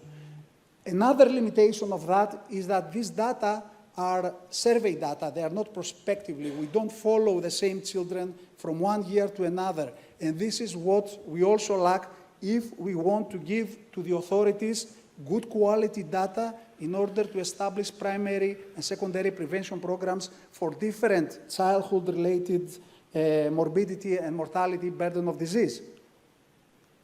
So, to this extent, because I already talked about different risk factors, so what are we going to do? Are we going to study one by one of these exposures with a particular outcome, let's say childhood obesity or neurodevelopmental diseases? How are we going to approach this? So there is this new methodological framework, the human exposome concept, that tries to holistically, comprehensively characterize all exposures that relate to the environment. And talking about the environment, we talk about all the non-genetic exposures of the individual behaviors, lifestyle, the air we breathe, the water we drink, of course, the food we eat, etc. And how we can integrate all this information, both from the external environment with the internal biochemistry, with the internal, let's say, morphology and characteristics. And if we can combine these exposomic results with a genotype characterization, then ideally we would come closer to the human phenotype traits like obesity, for example. So, to this extent, we decided 3 years ago to establish the Children First International Cohort Observatory for Children. So this is about healthy children, and it's an international network that operates in Cyprus, Greece, Israel, Albania, and Spain. And we try to systematically investigate multiple exposures to environmental factors for elementary school children and their relationship with a suite of chronic diseases.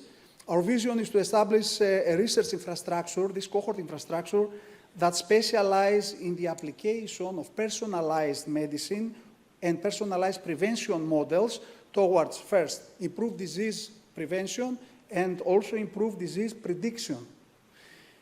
And to this extent, we would like also to apply, as I said before, the human exposome methodological framework and the tools in order to better characterize the environment and how the environment of the children will shape their future disease risk.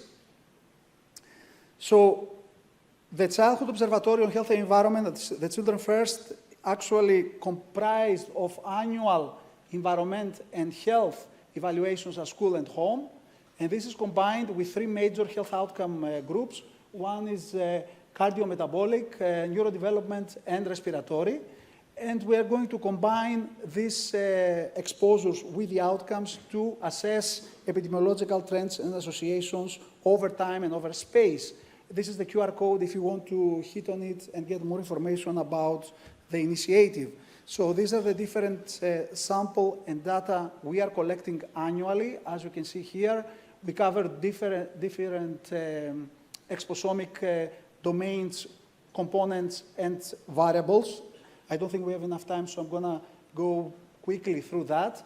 And we do offer several benefits for participating to the families and the child. We offer them personalized reports for different environment and health tests that our team, our multidisciplinary team of scientists is actually involved with. We also, actually this month, we go back to the schools and we present the school results for the indoor air and the water results.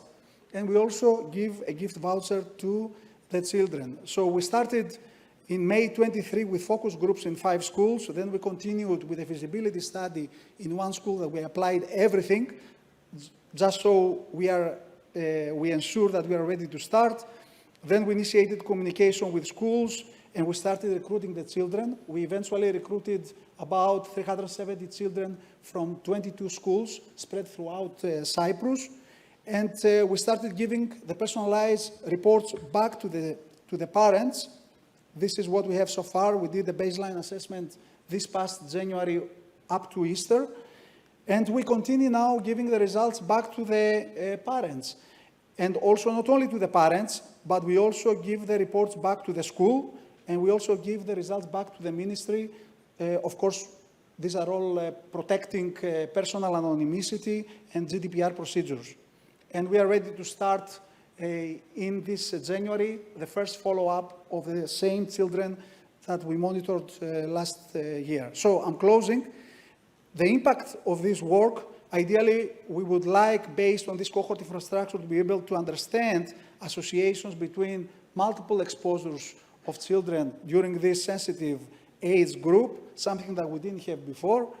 And we would like also to see if there are some specific temporal dynamics of early-stage chronic disease markers for these particular children, and see if we're able to identify some novel biomarkers.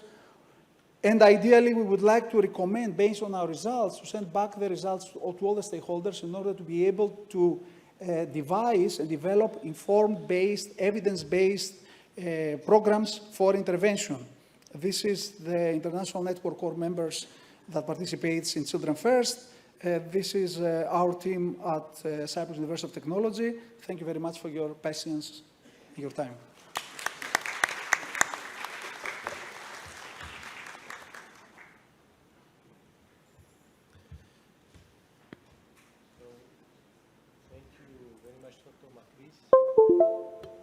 Thank you very much, Dr. Magris, for your nice presentation. And I would like to ask if there are any questions from the audience before closing this session. If there are no any questions, I will make a comment, actually a personal statement. Despite that I'm not a primary care physician, I'm a tertiary one. You very nicely, all of the presenters in the morning of this session, epidemiology and public health, environmental issues, you very nice presently, all of you, the cardiovascular disease, actually factors that induce cardiovascular disease. But it's very nice to see the environmental factors which actually they were neglected, I could say, and the behavioral risk factors of cardiovascular disease like smoking and what we have in our children, the challenges. But I think that it's time that European Union should act to change the beat actually to tackling the cardiovascular disease, which has never been more urgent, despite that in European Society of Cardiology we have the guidelines, and I'm sure also in the European Society of Respiratory they have also their guidelines. The problem which I personally see that this implementing the guidelines, there should be strategies in the whole European community in order to try to pass the burden of cardiovascular risk factors, whether these are environmental, behavioral, factors that can be modified. I'm talking about the prevention or secondary also action. I think it's something which is missing in Europe today.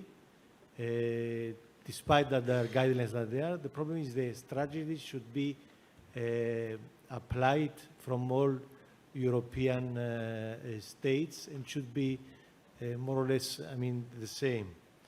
Just to remind you that in Europe today, 1.8 million lives are being lost yearly. It's the #1 cause, as you know, death in Europe and in the world. And this silent killer continues to take a heavy toll in our society, economy, and healthcare systems. And the cost of cardiovascular disease in Europe is above 282 billions of euros per year, which it's surpassing the entire EU budget. So it's something that I think should pass in from our governments to the European Union. So in order to be a strategic policy, to be the same for the European countries. If I may add, Dr. Georgiou, what you said is, you're absolutely right. In theory, we say that prevention is a very important component of every European nation's general health system, but I don't think we actually apply this to the fullest. So I agree with you 100%. Maybe we should intensify our efforts in presenting to the ministries, together with the help of the young scientists in particular, that prevention is a very important component and how to be actually effectively applied in the general health system to prevent and reduce the burden of disease for Cyprus and also other countries. So we all agree, I think, that we should have a dedicated European cardiovascular health plan. And with this, we can invest EU funds to deploy this plan. Because I see also here in Cyprus, and I'm sure in other countries, maybe in Greece as well, individual societies or teams, they try to alert the general population, but this is not being done continuously and planned. It's just sporadically. For example, a few days ago, end of September, we had the World Heart Day, which again, the Cyprus Society of Cardiology tried to remind and to address the problem, but this is being done sporadically. So I think the problem is it should be a political strategy in order to be implemented in our societies, of course. Mm-hmm. And of course, as you told, to establish a European Cardiovascular Health Knowledge Center with physicians that experts that they are dealing with this type of cardiovascular factors, whether these are environmental, behavioral, or modifiable, like blood pressure, diabetes, hyperlipidemia. So these were my thoughts, and I wanted to share it actually with you with this night's session, which I personally enjoyed it despite not being a primary physician. Thank you very much. Thank you. Thank you very much.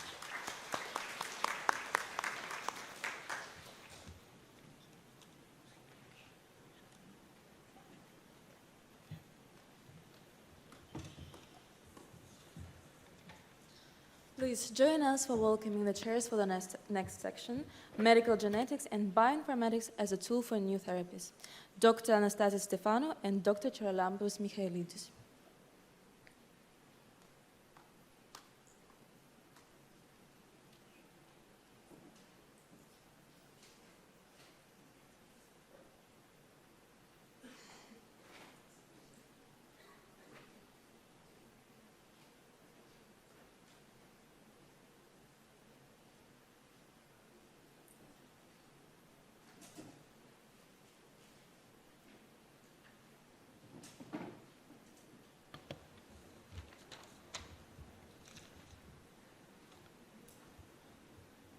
So once again, I'd like to thank Professor Patrikios for putting this event, one of the best annual events in Cyprus.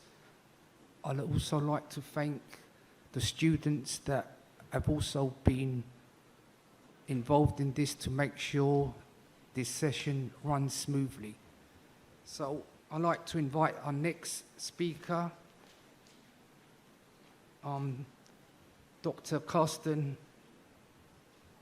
Lederer, who received his PhD at the University of East Anglia, Norwich in the UK. He now holds the position of scientist at the Molecular Genetics Thalassemia Department of the Cyprus Institute of Neurology and Genetics, where he heads the gene therapy and genome editing unit. Dr. Lederer is an associate professor and course coordinator at the Cyprus School of Molecular Medicine.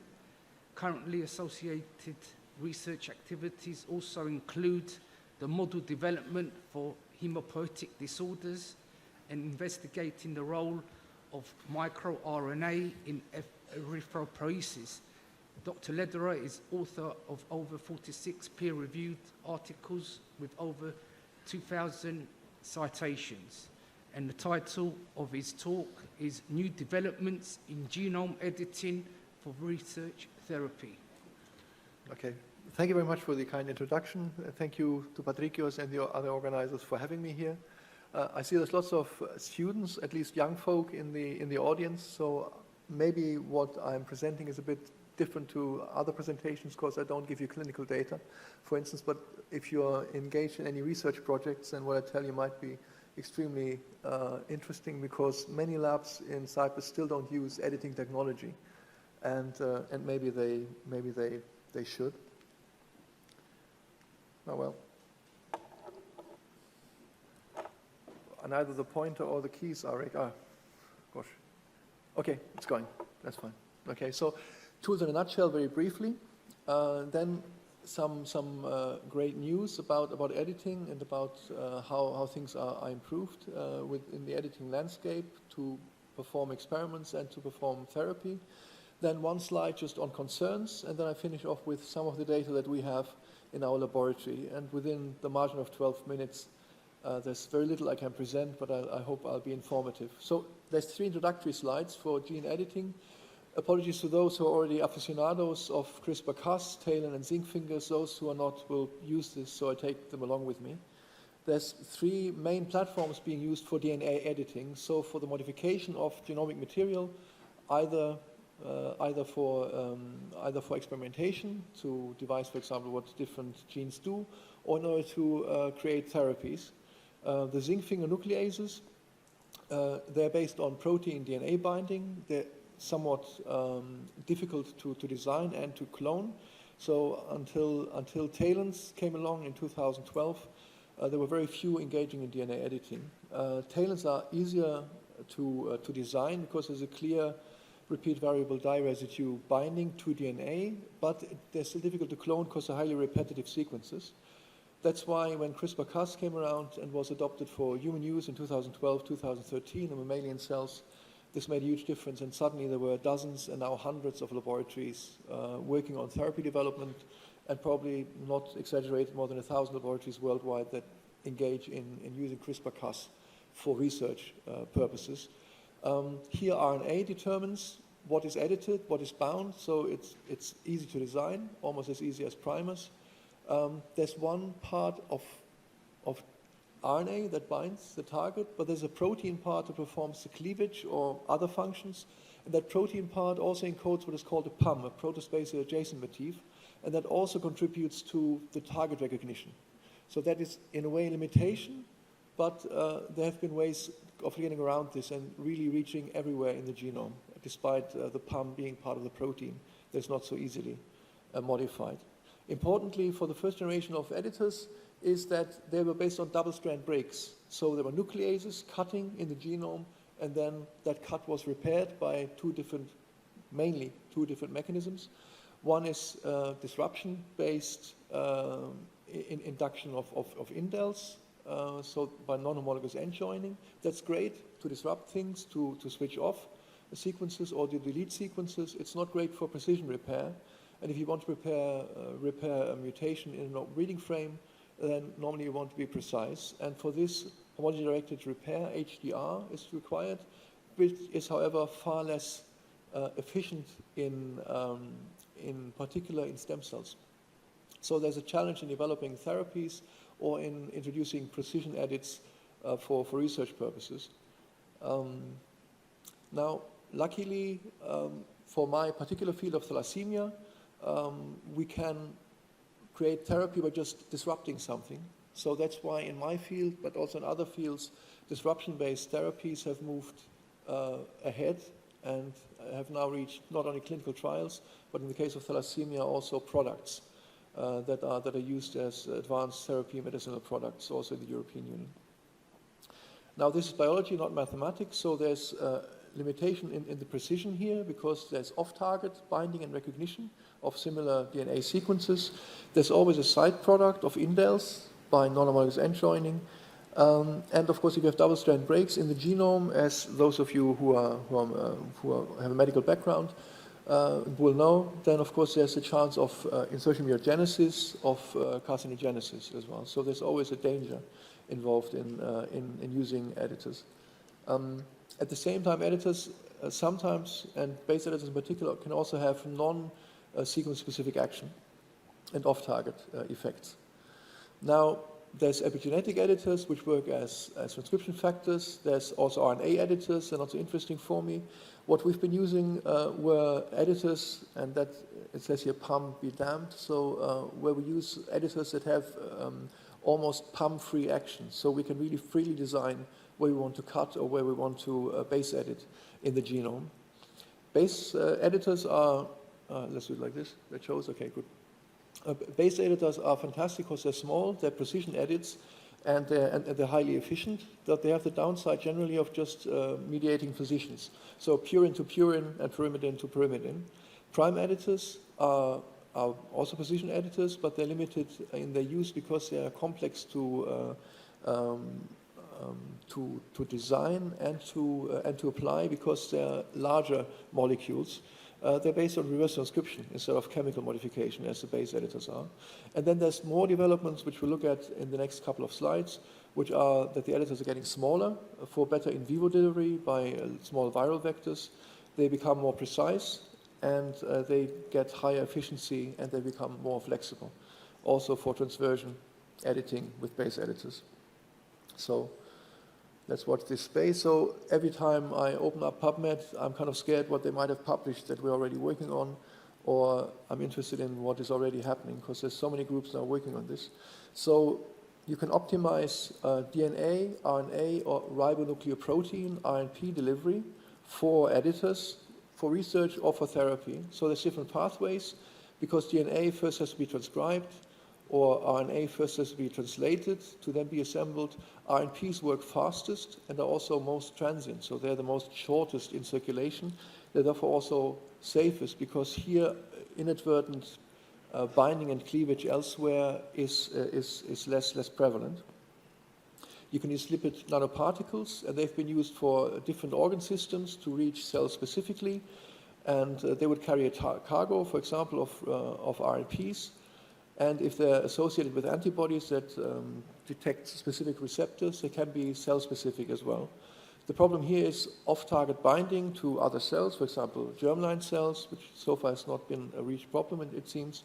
And then, of course, efficiency in vivo. One company, Sana Biotechnology, they are now in financial trouble because everything costs a lot of money, and they need to get the products first. But they've been developing these fusogene in vivo editing, and they've reached up to 20% of hematopoietic stem cell editing in vivo by double application. That's also already therapeutic for many diseases. So in vivo, and I can't go into this, that will really change how these advanced therapies are applied. It's really progressing, and it's really impressive. We're getting more flexible. And there's many papers on transversion editors and how they're applied now. So it's basically association of this Cas molecule with additional enzymatic moieties that allow chemical modification. And if you add additional moieties, then you can do a two-step conversion that then takes you from a purine to a pyrimidine, and vice versa. Okay? So that now we have this complete cross where we can edit any base to any other base. By different types of base editors. Now, if you combine base editors in cells, if you do this based on RNA, then once the protein is transcribed for the Cas, it can associate with any of the RNAs that are present. So you might then have a mixture of reactions. And what researchers have done is they've used aptamers to actually detect specific gRNAs. And that specific gRNA is then associated, for example, with a cytosine deaminase or with an adenosine deaminase. And this way, instead of having a combination of different editing events by cross hybridization of these components, we then get a very specific editing of one editor, just one side, and the other editor editing the other side. This is not so super significant in its own right, but the concept of using aptamers for association of these editors with enzymatic function is really important now because that's what's going into clinical trials for additional safety features. I'll show you this in a couple of slides. So precision is really important, so you don't cut elsewhere in the genome. And for this, there's many different strategies to make the enzyme safer so that we only cut at the on-target site. For example, positive charge can be reduced to avoid unspecific DNA interaction. We can remove a mismatch binding stabilizing loop that has been detected by crystallography of Cas enzymes. We can use Cas enzymes that have bigger PAM sites, so they're more specific then for those specific PAMs. We can use nicases, or in this case here we can use talons. So those are dimers And if we design them so that a dimer has to be a heterodimer to work, then we avoid any homodimer cleavage, for example. We can modify the recognition domain by mismatches, by different types of modifications, or we can control exposure, and that is really a major point. If you have an adenovirus that brings an editor into circulation, that adenovirus might be editing for the next 6 months. And if you just use an RNP, for example, that will just be editing for the next 2 hours. There's different mechanisms here, for example, chemical mechanisms that have been used to then, with the chemical applied, to create a functional editing enzyme that is only present once you apply the chemical inducer. Now, the advanced application, the most advanced so far that I've come across, is the transformer-based editors. They sound quite sci-fi, but they're not. So there's many components coming together to allow C to T base editing, which can normally also edit elsewhere in the genome, sequence out specifically, to only edit at the very specific site. And this is done by splitting the base editor into 2 components, by also having an inhibitor of the enzyme function that is cleavable by a tobacco edge virus protease. That tobacco edge virus protease is then associated with the 2 different binding sites by aptamers, and only when all of these components come together, and these are all the components that are required, only when all of these components come together for co-localization activation, then base editing takes place. So it seems to me a nightmare, having tried these things in the lab, to get this optimized, but of course it's fantastically safe, and it's probably the way forward in clinical trials as well, and in products. For this, although there's many components, it has been demonstrated that splitting these into adeno-associated viruses, it can also be applied in vivo. Okay, I better get on with my concerns, main concern being time at the moment. So what with Ariel and Pandora? So there's efficiency concerns, you know, Ariel being the new product that is always better, and if you're a patient, you can't wait for the next 5 years. You want treatment now. So we have to go with what we have now. So one of the things is efficiency that is being optimized at the moment by many different publications. There's safety. I just presented these transformer-based editors to you, which are fantastically evolved as editing molecules. The problem is, of course, it's like Pandora's box. Once you open it, once you edit, it's permanent. So it heals for life, but it also mars for life. So there's a problem here. And if you open the floodgates in society, then also it might be a small step to go from survival to cosmetics editing. There's many unknowns. And looking back at the things we thought were safe and great 20 years ago, we now look really stupid. And probably 20 years down the line, if I live to see the day, I'll probably think I'm stupid today as well. So we never know enough. And the problem is, at the moment, in translation of these methods into the clinic, because people are being laid off by companies that don't make money. Okay. There's many things that we're doing in the department, and I think I have to cut this short. Basma's publication just came out this year. This is base editing in a sequence-specific fashion, which is fantastically efficient. And we've shown that if we edit a certain bystander base, a certain context base, we actually make the phenotype worse. But if we edit other bases, shown in mustard here, then this is as efficient or more efficient than actually editing the mutation itself. Nicoletta's paper is currently under review with genome biology, fingers crossed, and she's been using duplex base editing, so 2 targets at the same time, to enhance expression of gamma globin in beta hemoglobinopathies, because gamma globin can take the role of beta globin. We did extensive analyses here with CastSec to look at on-target deletions, which for normal double-strand base editing looks terrible, but for base editors looks really great and safe and clean. And rearrangements in the genome, which again for base editors looks much better, and this was extremely efficient. Remains for me to point you to other work that will be presented at the conference. There's Dilem and Petros' poster on FAIR data development, so it's harmonization of databases and registries, which clicks in with our EuroBloodNet registry development as well. Dakshina and Banayot have a poster on model development for congenital dyserythropoietic anemia, which shows the typical phenotype you would expect in the disease. Xavier and Marius, and we'll never know what Xavier did here, to Marius, They've been screening for inducers of gamma globin, and Mohamed Azam has been working his socks off to create mutation-specific disease models in UDEP2 cells, also again by editors. On Saturday morning, those were all posters. There's a presentation by Petros Batsali at 8:45.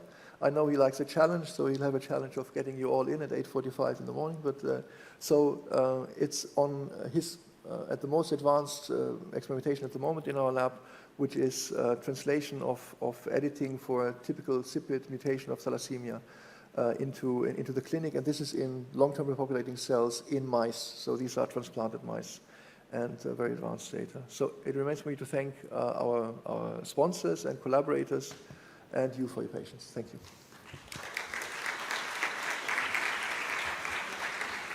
Thank you, Dr. Lederer, for a very interesting presentation. Any questions from the audience? Just one quick question, Doctor. Have there been any FDA approval for genome editing for disease? Yeah, so what has been now approved, because we went historically from double-strand editors to non-double-strand break-based editors, what is now approved by FDA and by EMA is Casgevy. So that is the first therapy based on CRISPR molecules that has been approved for a rare disease, and that is exactly for sickle cell disease and for beta thalassemia. It's a disruption-based therapy that destroys a modifier, and this destruction then allows high expression of gamma globin. It looked extremely promising in the clinical trials. It's now being marketed, but pricing is another challenge there, which is about $2 million per pop. But that means if you apply that therapy, someone will be healed for life afterwards. Okay. The downside being that at the moment, then this cannot really be paid for by the health system, so it might be reserved for people who are rich. Okay. Okay. Thank you. Okay. Thank you. Thank you. Our next presenter for this session is Professor George Spirou from the Cyprus Institute of Neurology and Genetics. Professor Spirou is the Bioinformatics European Research Area Chairholder and the head of the Bioinformatics Department of the Cyprus Institute of Neurology and Genetics. He has worked for almost 15 years at the Biomedical Research Foundation of the Academy of Athens.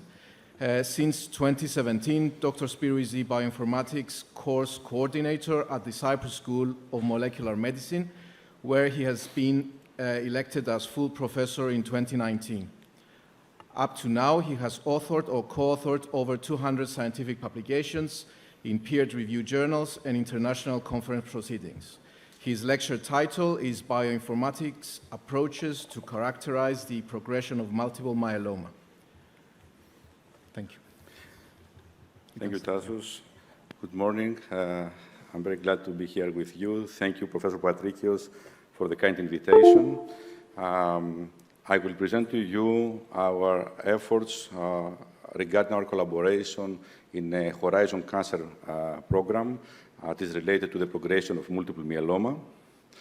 But before, a few words about data and bioinformatics. I would like to share with you that actually, in order to understand our world, we need to sample every layer we can, from genome, proteome, metabolome, structural information, electrophysiological signals and imaging, data from electronic patient records and questionnaires, etc., plus the exposome that we have to integrate them and understand what is happening with our health and how we can serve in visions like the precision personalized vision that medicine has, and also to try to serve also to the vision that computer science has, the roadmap from data to information and then to knowledge and probably to wisdom.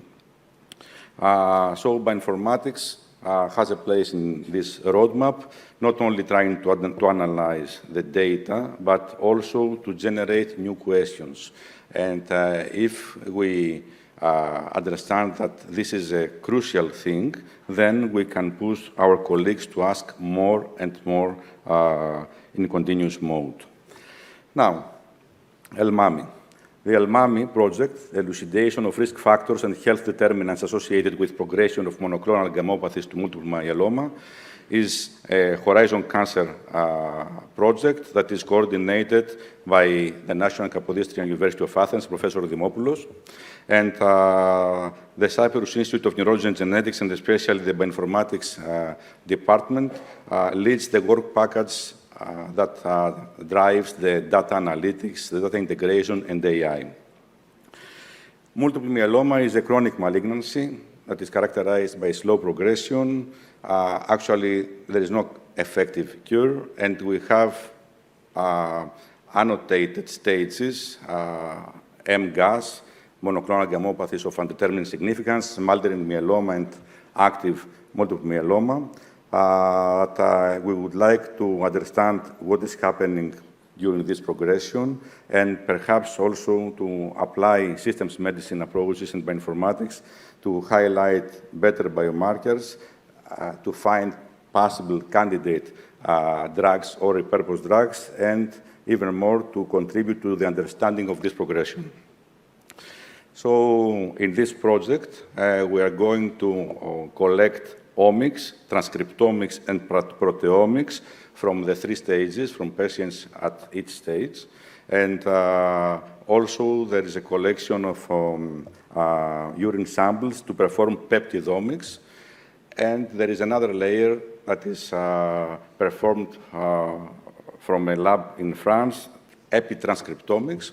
So we have 4 layers, along with the clinical data to integrate and understand what is happening. Also, there is another component, experiments with animals, trying to experimentate with drugs to find new or better candidate drugs for this disease. Our focus is the data integration of omics, and also we would like to highlight biomarkers, to highlight possible drugs, and also to contribute to the understanding of this progression, and at the end, to generate AI-ready data in order to contribute to the better staging or the better highlighting of the progressors. So we will host here in Cyprus the database of this project, having anonymized data and pre-processed. So we think that at the end of this project, we will have a very nice repository around multiple myeloma that will contain also metadata and meta-calculations that will be open to the society and to the research community for further exploitation. Now I will briefly present our initial works that they deal with publicly available data as we are waiting for the transcriptomics data to be completed from the ELMAMI. So Grigoris Georgiou has developed several methodologies in order to try to find monotonically expressed genes, building signatures through this analytics. So what we are looking for across the stages, whether we have not only differentially expressed genes, but genes that are monotonically expressed. So they are fold chains, their differential expression goes steadily up or down. So they have a constant trend. And we don't stay there. We collect the monotonically expressed genes, and then we apply a new technique that we have devised in our lab to find ratios of genes. So we have other objects, not genes, but combinations of genes, ratios of genes that can act as better biomarkers instead of having groups of genes. We experimentate with these ratios, and we achieve good accuracy and other calculations of classification. This work is under review. Actually, it's with the editor at this time. It's submitted. And we have also the opportunity to highlight a few candidate genes through these ratios to find pathways that are related to each stage and to find also drugs, as we will see later on. So we highlight groups of regulatory pathways, regulation of blood circulation, positive and negative regulation, and other interesting pathways that they are highlighted by our biomarkers, actually by our candidate biomarkers. And then I am highlighting the second work from our lab, from Kyriaki Sava, that Kyriaki collected the existing data sets, transcriptomics profiles that have the 3 stages of myeloma, and through a combination score and an analysis on the computational drug repurposing field, she managed to generate the landscape of the candidate repurposed drugs working on bulk RNA-seq, so on bulk, not in single-cell omics. So this is a work that is going to be submitted for publication soon. We have some candidate drugs per stage. Some of them, they will be tested with our colleagues in Athens to see whether we can have some hits there. Again, through these drugs, we are able to find, through their targets, the pathways, either through KEGG, reactor homogene ontology, the pathways that are related per stage to these drugs. And through the pathways, we are able to understand functional stories. So we are able to connect pathways with each other to generate clusters of pathways and then see what is the umbrella mechanism that is there. Trying to go further and deeper, Grigoris worked on single-cell transcriptomic profiling and drug repurposing. So we analyzed a few because there are not many single-cell analytics on multiple myeloma having all the stages. So at our lab, we are able to analyze single-cell omics, and from each cell type, we generate lists of candidate repurposed drugs, and then we have devised a score, a methodology that builds together with penalties and credits at each drug, depending on what they are doing in each cell type, in order to be able to highlight single-cell-wise and stage-specific drugs. Of course, all these are computational calculations, and the only they can do is to move forward and to push our lab colleagues to check them further. In a nutshell, I would like also to highlight the work from Eleni Nikolaidou, that based on single-cell omics again, we try to upgrade our view, and instead of working on protein-protein interaction networks and gene regulatory networks, now we are working on cell-to-cell communication networks.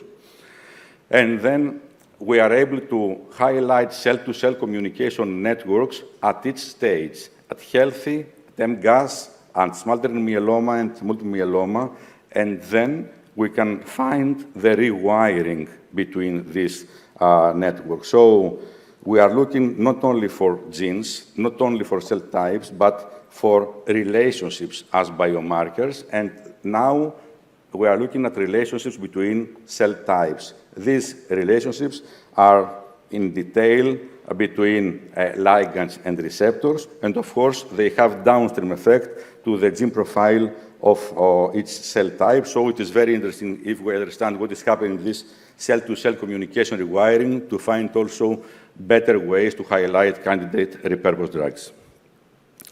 Last but not least, we are also focusing on AI and machine learning projects on multiple myeloma with the work from Nestoras Karathanasis, where our initial objectives are to be able, with our models, to predict the stage of multiple myeloma, to predict the progressor. So if we have the transcriptomic profile, if we are able to predict who is going to progress and who is not. And at the end, we are building a model to highlight in single-cell level which cell belongs to each category in order to be able to utilize further the single-cell omics and AI for better computer-aided diagnostics. I will stop here. I will try to transfer to you that we are a department that we love computational analytics and systemic analytics, so we try to integrate data to see them in a network mode, to try to model them, and then apply AI to contribute to the computer-aided diagnostics and precision medicine vision. Currently, we are funded from ELMAMI, but also we are funded from other European projects like the Comfort Aids dealing with dementia and frailty. And we are participating also to a European project having the effort to design better recommendations from the European electronic patient record. We are part of the Digital Innovation Hub of Cyprus. We are part of the steering committee of Elixir in Cyprus. Elixir is the bioinformatics infrastructure in Europe. And last but not least, again, we have a small component in the lab. We're participating also in the new infrastructure in Cyprus, that is the Cyprus Space Research Organization, and we're performing astrobioinformatics, trying to analyze transcriptomics and other omics in conditions related to gravity, microgravity, radiation, and space weather. I'm grateful to my colleagues. These are the researchers in the department, and also I would like to thank you for your attention.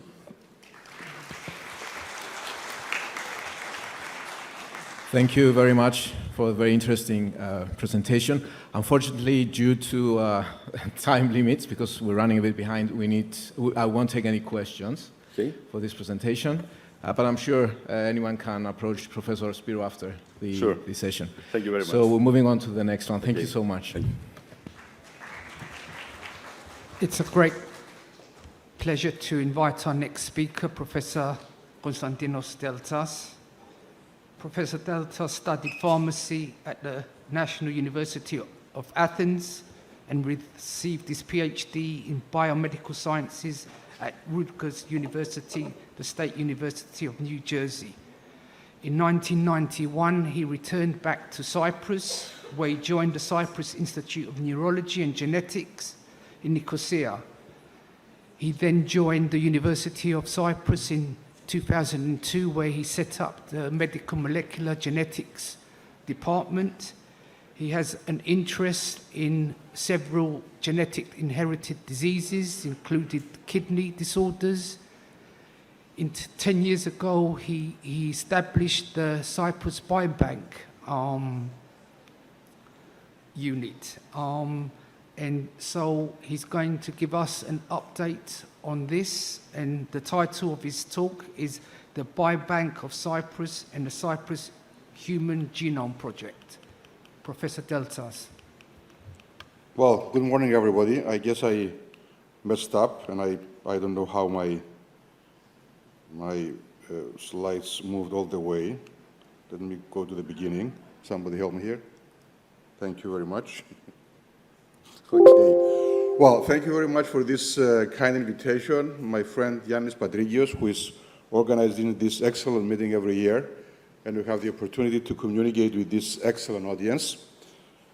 What I am going to present you today is, I guess, the second or the third time that I am presenting something about the Biobank of Cyprus. And the new thing I am going to present today, compared to last year or the year before, is for the first time big data relating to the population of Cyprus. So,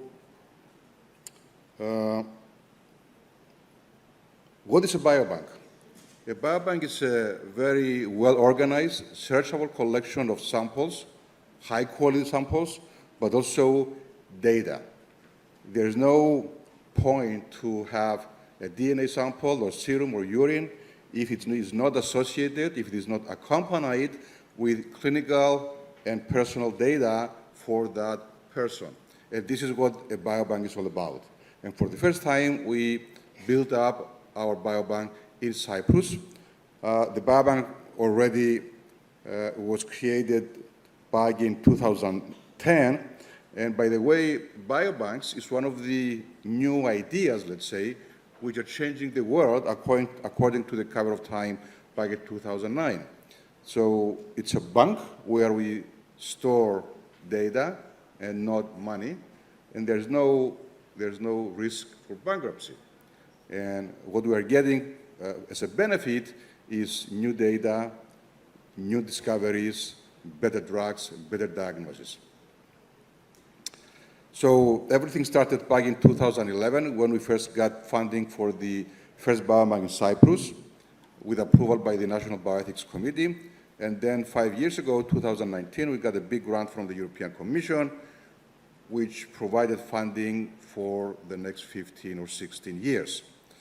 There's 2 advanced partners from the University of Graz, the Medical University of Graz in Austria, and also the BMRI ERIC, which is it's a consortium of biobanks all over Europe.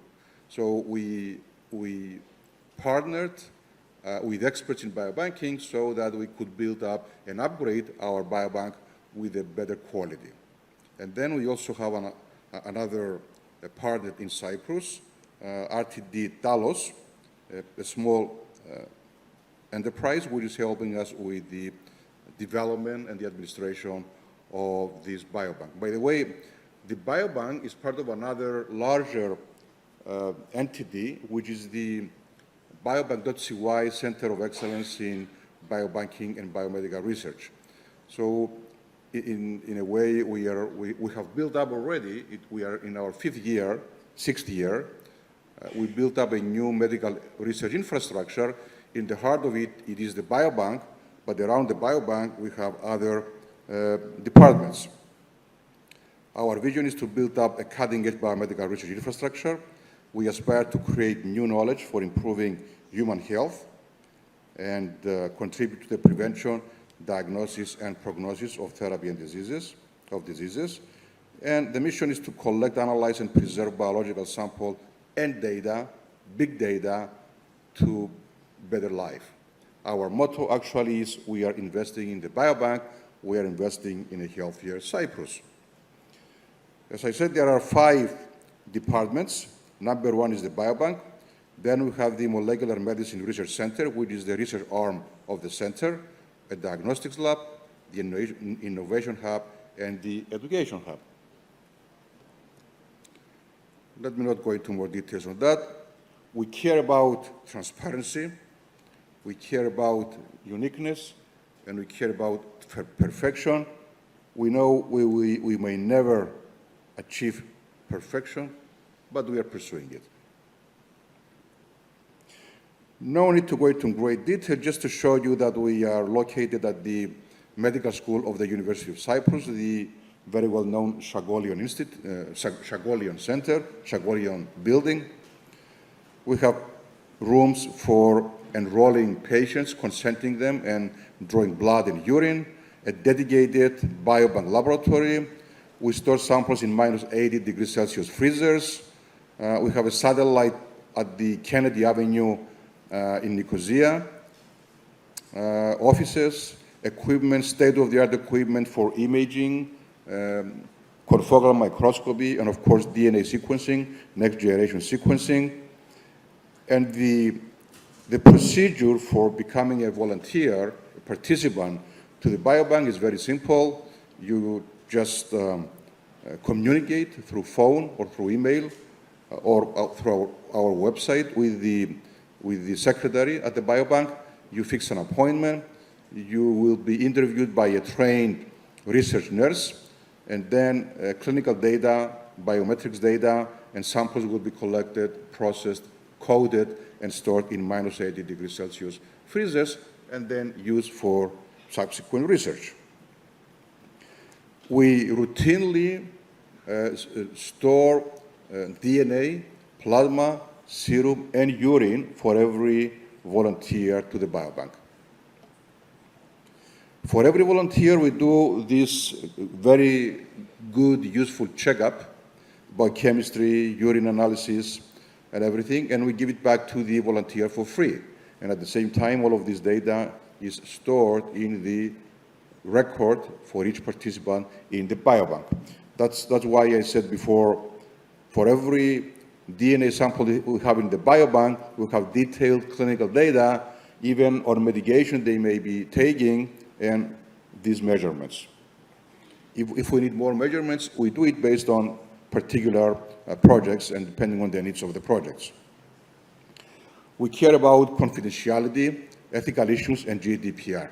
There's no doubt that we have to, and we do, follow and comply with GDPR and every other ethical issue relating to the protection of the personal data and the confidentiality. This is let's say, a snapshot of the map of Cyprus showing, in a pilot study we did, the origin of the samples in the biobank. At the moment, we have more than 9,500 samples, and as you can appreciate from this figure, the entire geography of Cyprus is represented in the biobank. This is also from a publication which is now in press, with many people involved, and it shows only a couple of figures showing the gender representation and the diseases that many of the participants report during enrollment. As you can see, up to 17% of enrolled people report they have hypertension or osteoporosis or diabetes and so on and so forth. So we are getting a very good impression as to the makeup of the population of Cyprus. I remind you that what I am referring to is the general population biobank. These people do not come because they are sick. They don't come because they participate in specific research projects. They come because they are general population. As I said, more than 9,500 samples as of now, more than 100,000 aliquot biological samples in our freezers, and the big data I was referring to are complemented by the sequencing of 1,446 individuals of the general population. This is what we call the CYPRUS. So we did whole exome sequencing for this number of Cypriot volunteers, participants, and as I said again, it's general population. All samples are associated with detailed personal, demographic, and health data, including medication taken, if any. All the sequencing has been harmonized and has been analyzed by our expert bioinformaticians at our center, and we derive data regarding all variants, pathogenic and likely pathogenic, in the DNA. There's thousands and thousands of variants, as you can appreciate. A couple of slides I'm going to show focus on DNA variants which are classified as pathogenic or likely pathogenic. So this way we generate for the first time a good picture of the general and individual mutation burden of the Cypriot citizen. And then I'm going to give you also a slide on data regarding actionable genes. So this slide is just to show you as a case how representative is the sample we have already in this CYPRUS, 1,446 whole exomes. We know that the most frequent mutant gene in Cyprus is the beta-globin gene, responsible for beta thalassemia, and we know from many, many previous studies that 1 in 7 Cypriots is a heterozygous healthy carrier. And 1 in 10 people you can calculate has one simple mutation. Well, our data confirm exactly this. What I am showing you here is that this one most frequent mutation in the beta-globin gene, the famous IVS-1-110, 1 in 9 people in Cyprus, well, in our biobank, is a carrier of this one mutation, which is pretty close to what we expected. And altogether, if you add all these variants that we found in the biobank, we calculate that 1 in 7 people in the biobank is a healthy carrier of beta-globin mutation. This is exactly what we expected on work that was previously done by many colleagues at the Cyprus Institute of Neurology and Genetics. Therefore, our data are very highly representative of the Cypriot population. This is just to show you for 4 genes, cardiovascular-related genes, how we can identify likely pathogenic or pathogenic variants in people who may not even know they have these mutations and they are at high risk of a cardiovascular incident. And now focusing on actionable genes, which are genes selected by the American Society of Medical Genetics and Genomics, and they mandate that once you find something pathogenic in one of these genes, it's useful to report it back to the patient or to the participant. And you can see here that by using one of the many online tools for analyzing the data, the Franklin by Genoox, we analyze for these 83 actionable genes, and we find that we have pathogenic or likely pathogenic variants in 45 genes, in 17% of our population in the biobank. This is pretty high. This is pretty high, and we're in the process of comparing it to other similar studies in other countries. Of course, many of these variants are in recessive genes, and therefore people are heterozygous carriers, and you don't expect them to have a phenotype. But in the next slide, we did the same exact analysis. Actually, Dr. Dionysios Fanidis in my lab, a bioinformatician, did this work for me, preparing for this presentation, and using another much more conservative, with many more constraints, database, the ClinVar, and we see that we found variants in only 17 genes, representing 2.6% of the population. So all of these people, again, are at risk for a disease, a cardiovascular disease, a cancer phenotype, and so on and so forth. And this is concentrating on cancer-related genes. 50 people have pathogenic or likely pathogenic variants in 11 cancer-related genes. So in conclusion, biobanks are useful sine qua non infrastructures, medical research infrastructures that are changing the world. And for the first time in Cyprus, we are now beginning to exploit and take advantage of the big data we're generating through this biobank. And by the way, for those who didn't know it, the biobank is there available for every researcher to use it in Cyprus. Just contact us. We follow very strict procedures and high standards. We are interested in inviting every Cypriot citizen to participate as a citizen scientist and share with us their concerns and suggestions. We know that without research there is no progress. The CYPROM, for the first time, is the Cypriot reference genome, and we are expanding this number to a few more thousands of Cypriots to sequence. And of course, I'm inviting you to become a volunteer in this biobank. We invest in biobank, we invest in a healthier Cyprus and in a healthier world. We thank the sponsors for funding our research, and especially the European Commission through this CY Biobank project we got. And of course, I would like to thank my many colleagues and you for listening to my talk. Thank you. Thank you, Professor Deltas. Due to time, there won't be any questions, but if there are any questions, you could always ask or get in contact with Professor Deltas. So I wish you all the best with this biobank project.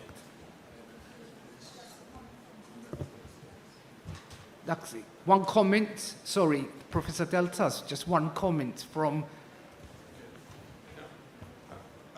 I would like, I enjoyed very much your presentation. I would like to ask you a very practical question. You say Cyprus, okay? How do you define a Cypriot?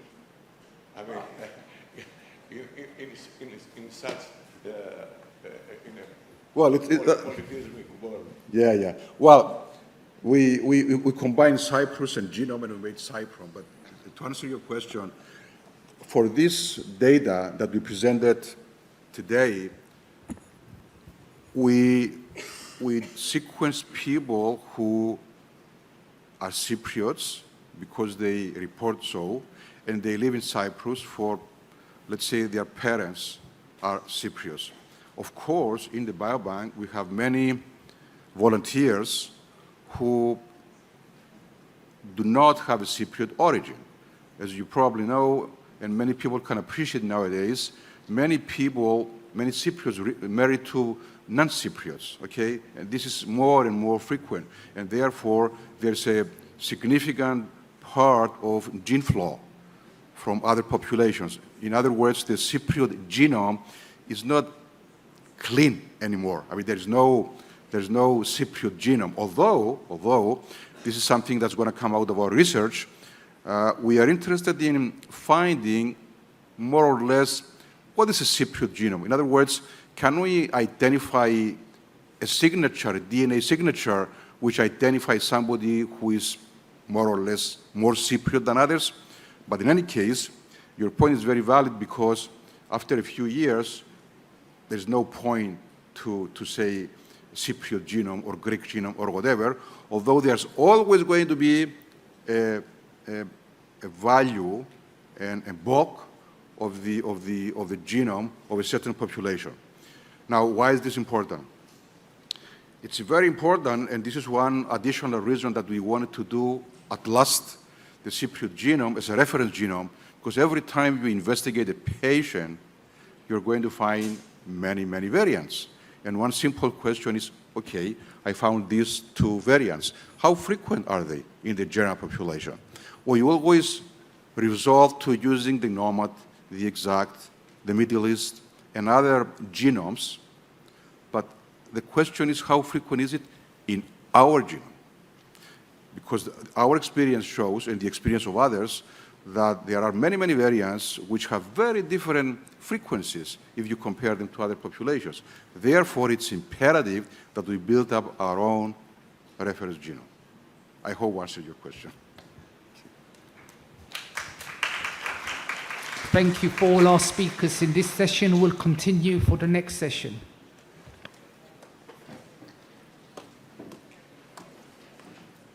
We would now like to invite the chairs for the session, Dr. Dimitris Grasos and Dr. Stamachoula Tsikrika.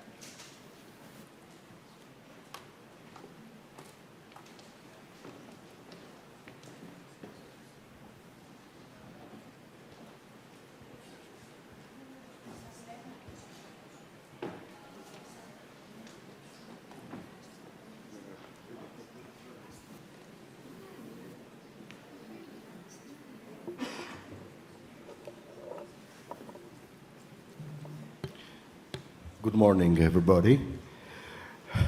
We have a presentation of Dr. Andreas Zachariadis. With no comment of the presentation, he's a pulmonologist and sleep disorder specialist. He's a friend, he's a pulmonologist and ex-president of the Cyprus community of pulmonologists. He became the first ever Cyprus doctor that received the SCRS certifications from the European Sleep Research Society.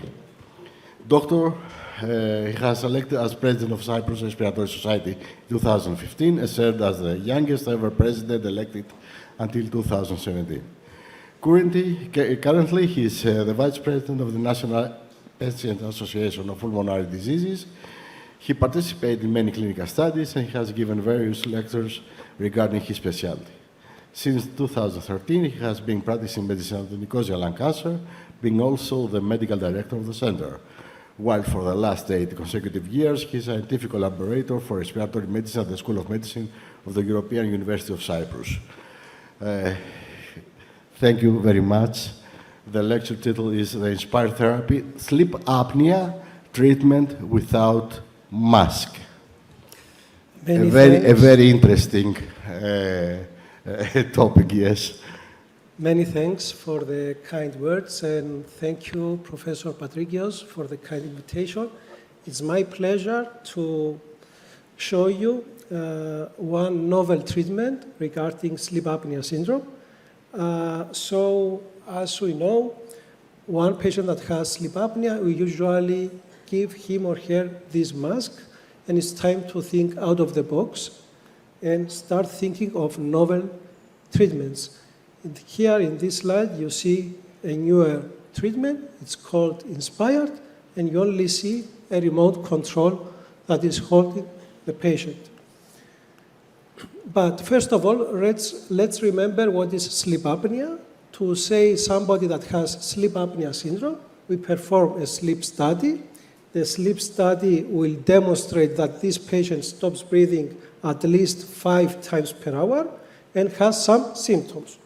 The symptoms are usually that the patient is sleepy, there is fatigue during the day, the partner tells us that he stops breathing as he sleeps, or there are any of these comorbidities that you see here, like hypertension, depression, coronary artery disease, etc.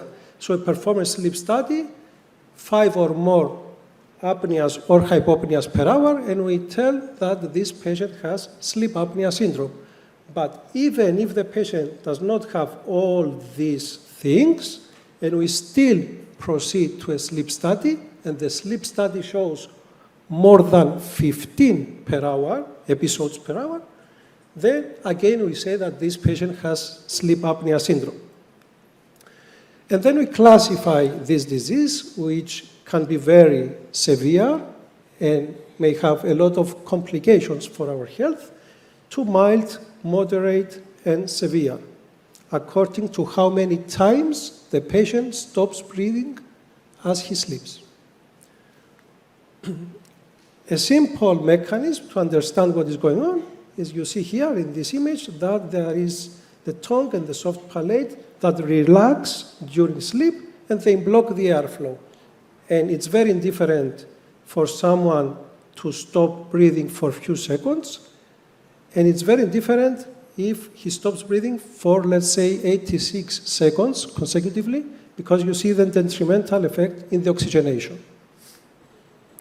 It's very frequent, sleep apnea syndrome. We know roughly that around 4% of women and 9% of men suffer.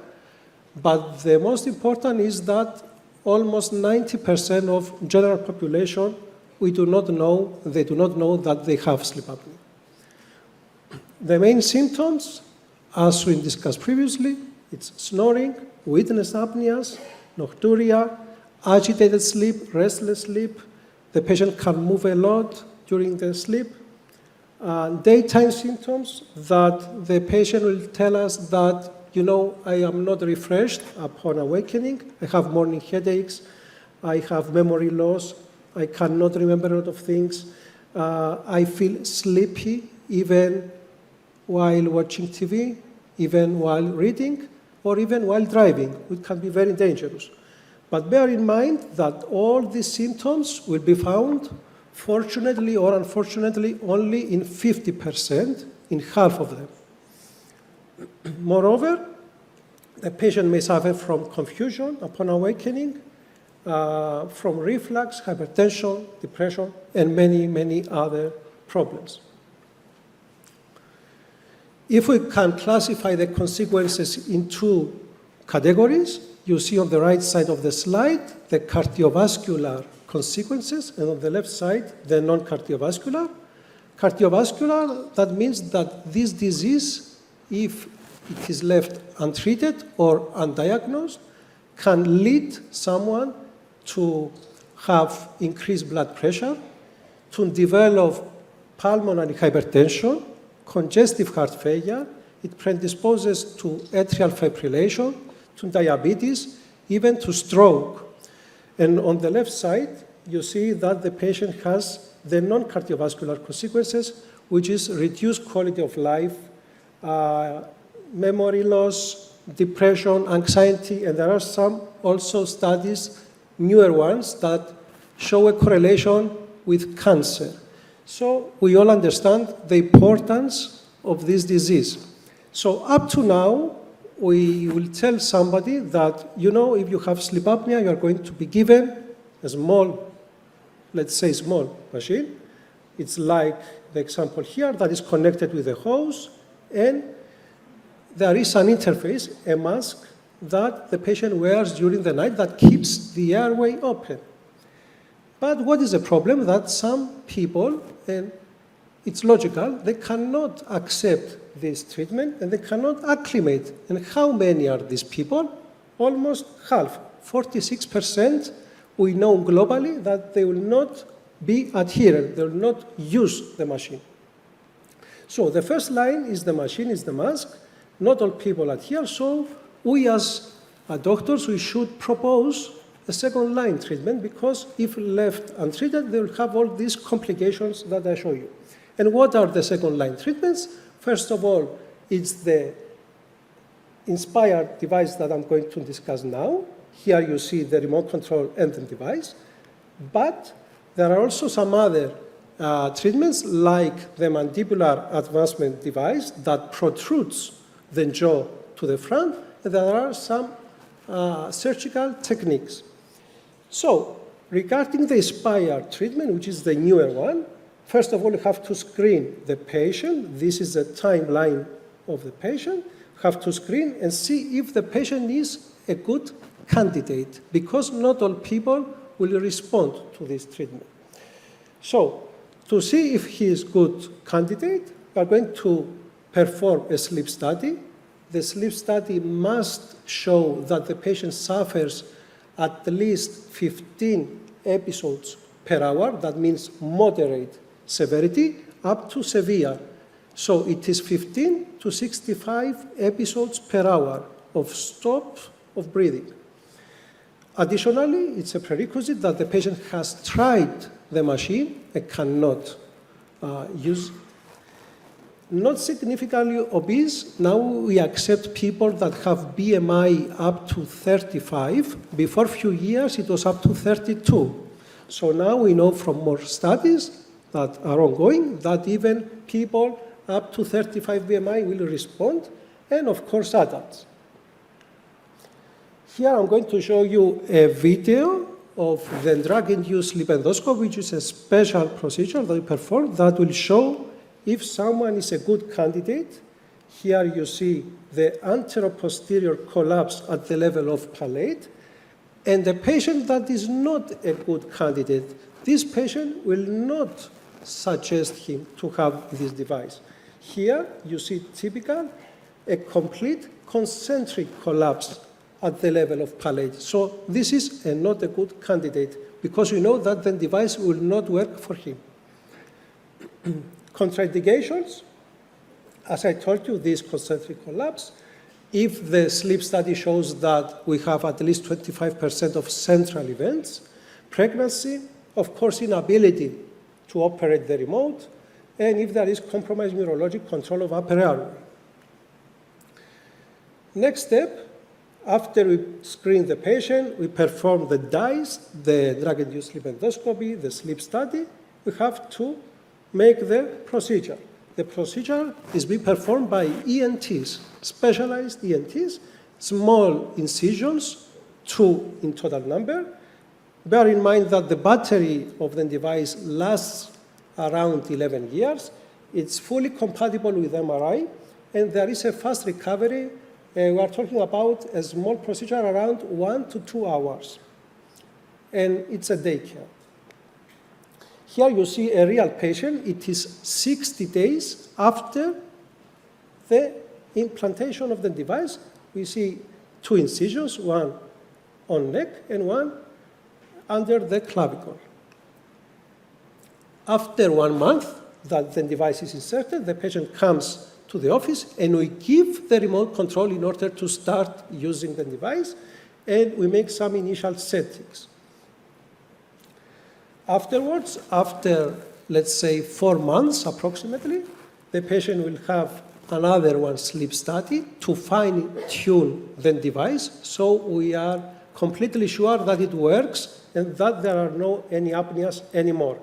And I'm going to show you another video that will show the device without stimulation. Here in the base of tongue, you see the total obstruction. Here in the level of palate, again the obstruction, and then we turn on the remote control. The same patient, and you see how different the airway is at the base of tongue and at the level of palate, and you understand how open is the airway now.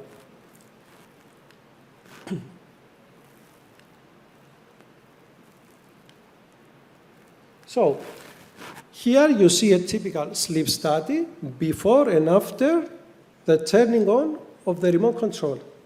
You see these apneas that happen here with the drop of oxygen is very, very severe disease. And after the device is turned on, this patient sleeps like a normal individual.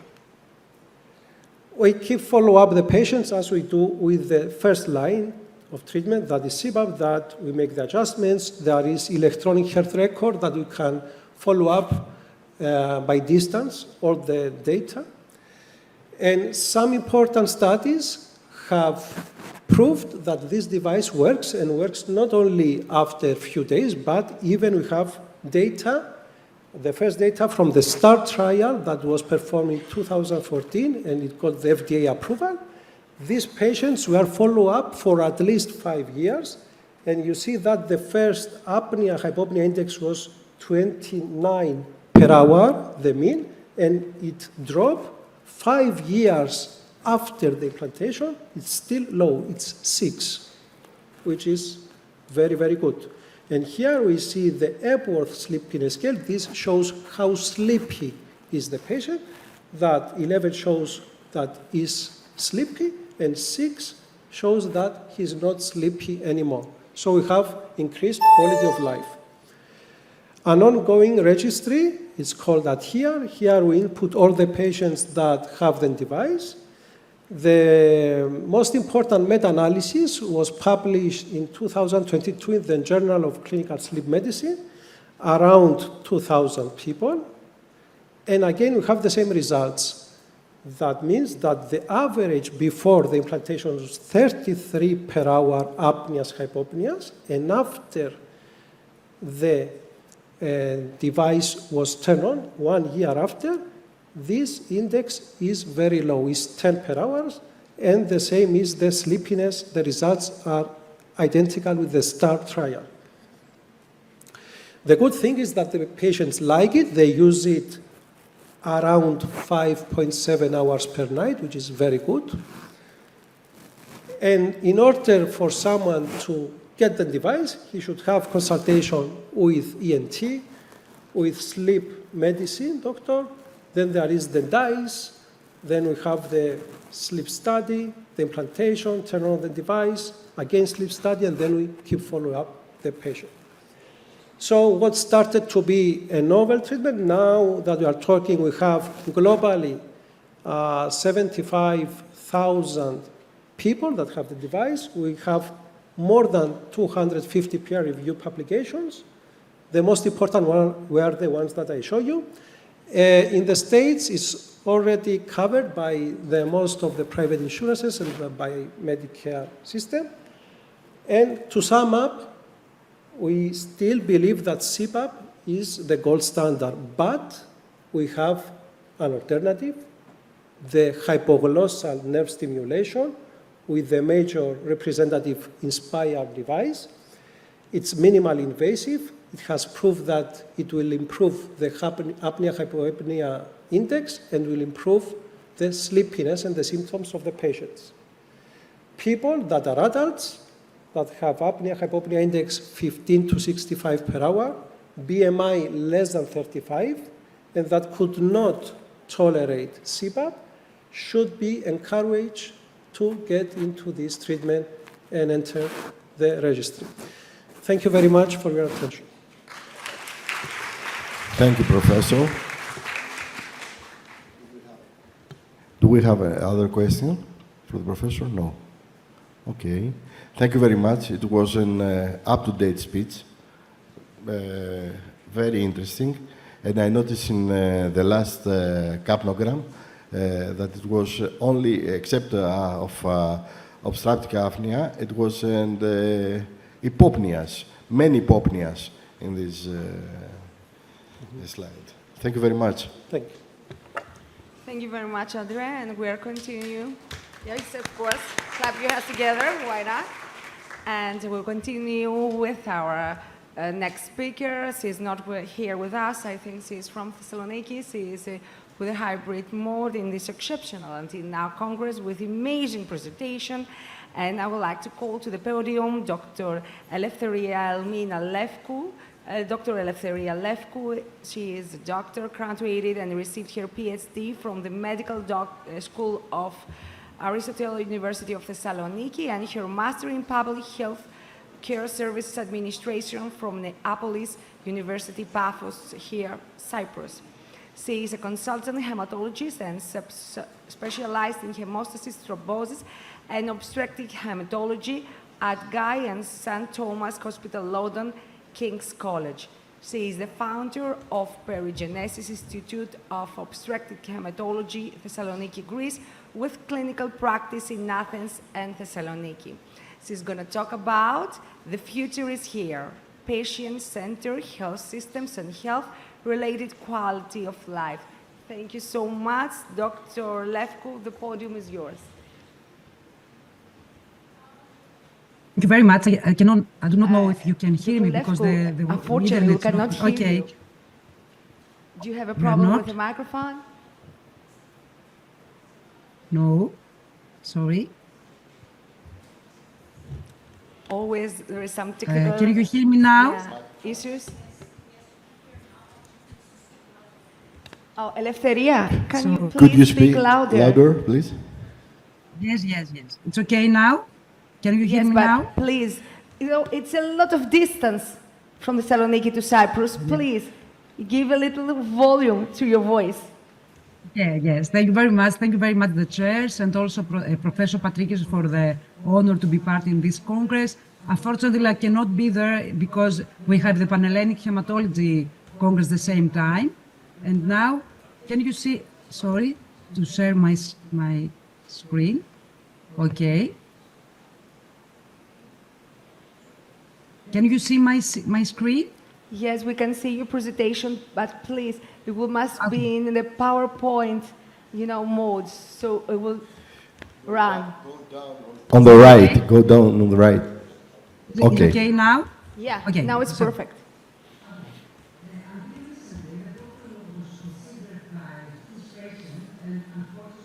Sometimes often felt himself like a real god.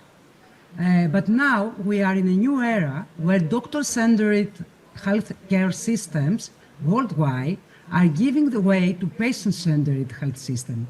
The patient is now at the center of the whole healthcare chain. The ever-increasing demands of modern society have led healthcare leaders worldwide to shift the ideology, culture, and the politics of healthcare services from treating the patient as a passive recipient of services to the patient as a co-producer and co-respondent of his own healthcare. This patient-centered approach is an important success factor for all healthcare management today, and it's one of the strategic planning of healthcare organization.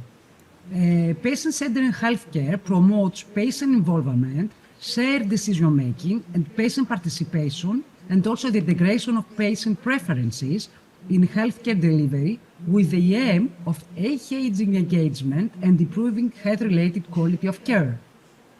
But it's not everything for the good of the patient, because we are good people and now we decide that patients will be in the center. Everything begins from economics, as in everywhere. So there is this part of modern economics, so-called behavioral economics, that they try to interpret consumers' economic thinking, how they do think and how they feel when and why they are making certain choices. So consumer preference and decision, now we do know that are significantly influenced by the environment, but also we do make choices when they are nicely presented to us or based in our knowledge, our emotions that we do experience where we have a decision or we do buy something. And of course, there is sometimes the risk, the uncertainty, and social condition attitudes that do impair with our decisions. So How can we combine behavioral economics with health economics? Very easily.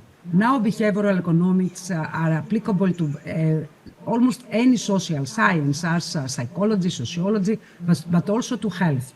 They are based on empirical research, experimentation, and aim at real-world evidence.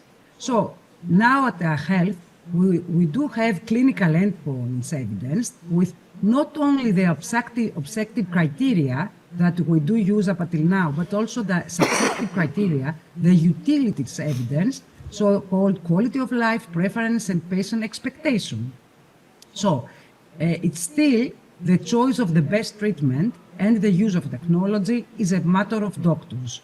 And we do use some efficacy effectiveness analysis for that. However, there are some other studies where different uses and doctor's decision, sometimes we can understand that are different from patients' subjective preferences.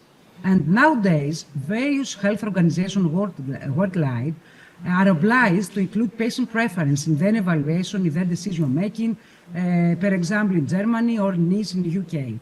And also, several health organizations, international medical societies, include now patient representatives on their boards of directors. So, system for the production and evaluation of new health technologies now will include and evaluate and select it on the basis of patient preferences. By taking patients' preference into account, it is possible to have improvement in the use of health technologies, better patients' compliance, this is very important with treatment, improved relationship communication between doctor and patient, best possible clinical outcome, and of course, best economical outcome. So what is quality of life?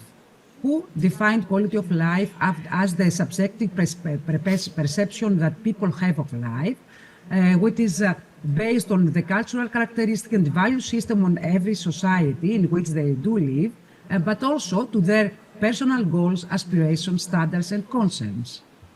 What is health-related quality of life? Is a happy patient. So that is quality of life.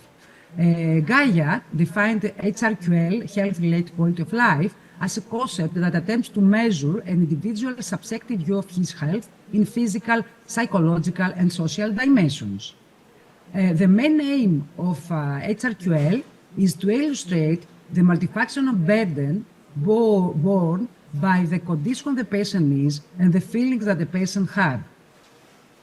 It focuses on monitoring the patient's co-feelings such as fear, pain, depression, and in addition to the objective clinical symptomatology, resulting from the disease itself, but also that by the emotion the patient feels when he is sick or she is sick. There are several benefits of HRQL, with the most important that it helps in making decisions on the choice of an appropriate intervention among alternatives, and also checks the effectiveness of treatments based on the patient's subjective view. This is very important. HRQL tries to measure not only the objective functional of the individual, but also the subjective well-being through tools, instruments, scales, and also some indices, general and more specific. There are several general indices of HRQL from WHO and the European Eurocode that we do use more often in medical studies. For example, we have a patient and we do say to the patient that to help you tell us how good or bad your health is today, we do a scale like a thermometer, and in which the best condition you can imagine has a rating of 100, and the worst condition you can imagine has a rating of 0. And we do ask the patient to draw a line from the square to any point of the scale, indicating how good or bad the patient feels that his health situation is today. And sometimes we do take some good number the scale, but often we do take numbers -0 in a patient that a doctor believes that he has a good treatment and the health is better. So the objective view of the patient is not the same with the doctors. There are several health questionnaires that we can give to our patients regarding his mobility, self-care, or if he can have his ordinary activities, about the pain, the discomfort that the disease itself or the treatment produced to the patient, and also the psychological anxiety, depression. Up until now, we do use some general mortality indexes such as life expectancy. We still going to use those indexes, but also now we do know that the benefit the patient derives not only from from a particular healthcare intervention can be defined according to physical dimension, not only the quantity of life, but also the quality of life. HRQL uses cost-utility analysis as a measure of the value of the outcome of each project. They use quality of life indicators, such as quality adjusted life years, the QALYs, or the disability adjusted life years, the DALYs, and some others, which are key tools of welfare economics and the new modern patient-centered approach to health systems. So, what is cost-utility analysis? It's similar to cost-effectiveness analysis that we were using up until now, but the costs are measured in money, in monetary terms, while effectiveness is measured by indexes. We already talk about those QALYs, DALYs, and those indexes weight the prolongation of lifespan of the health status of patient against the quality of life. They combine mortality and morbidity indexes into one unit of measurements and include both quantitative and qualitative health assessment parameters. For example, QALYs measure both quantity years of life gain and quality of life. And for the quality of life component, a scale of 0 to 1 is used. The DALYs is a tool that counts both the components of year lost due to premature mortality, but also the disability parameter in terms of years of life lost due to mortality. So we have some, so DALYs represent the health gap. They measure the extent to which the population deviates from the target. The goal is for all of the individuals to live the average life expectancy in full health. So here we have also a scale from 1 from 0 to 1. If we do have economical evaluation of health technology, some studies regarding economical evaluation, we do use the QALYs. If we have studies of burden of illness, we do use DALYs. Let's have another example. This is very interesting, I found. In the diagram, we have two patients with the same disease, but with different treatment. The first patient survives 5 years, which corresponds to a quality of life score 0.8. So the patient has 5 years of 80% excellent health. The second patient with the same disease, with a different treatment, survives 10 years with a lower quality of life at 0.5. And if we count the QALYs, the first patient that lived 5 years less has a QALY of 4, and the other patient has a QALY of 5. It's one only different QALY, the 5 years of life. So the important thing is that now we should see the treatments and the disease and the patients not only based on the gain in quantity of lives, but also in quality of lives. This is very important for our patients also. There are several other newer indexes that we're gonna use, but in the near future, now, not in the future, we should give a patient the opportunity to choose. So doctors should have a diagram like that, for example, in a patient, so we can ask the patient, we can explain the patient that he has he can decide between one treatment, for example, that if you have this therapy, there is a probability P to have the full health. But also, with this treatment, there is a probability 1 minus P to die from this treatment. So you can choose to have the treatment, or otherwise you can stay without treatment and you can stay in the existing health status or worsen because of the disease itself. So patient-centered healthcare should become the main objective of health leaders, and in all our healthcare organizations, we should take really concern of of the patients. We can use several tools as DALS, QUALIS, and several DALS, and the adoption of patient-centered healthcare policies and strategies with a health engagement and shared decision-making is imperative, as it is the only tactic that can be harmonized and aligned with the rapid technological developments in healthcare in a modern era that promotes personalization and respect for human specificities and preference as key principles. Thank you very much. Eleftheria, thank you so much for this very good and very well organized presentation. I know next time you will be here with Bugazza. You know, we're waiting for you. And I know that it's the time, I know what everyone now is hungry, but do you have the time for one question? Do you want someone to comment, or can I ask something? No, of course. One comment. Eleftheria, please comment on potential barriers to a patient-centered health system regarding our health system in Greece. Actually, what do we do wrong in everyday clinical practice? Thank you very much, Professor. The thing is that in Greece, we still feel like gods, but also the system is organized like the doctor-centered systems. So I think that we should start from the beginning, and we should plan our healthcare systems differently.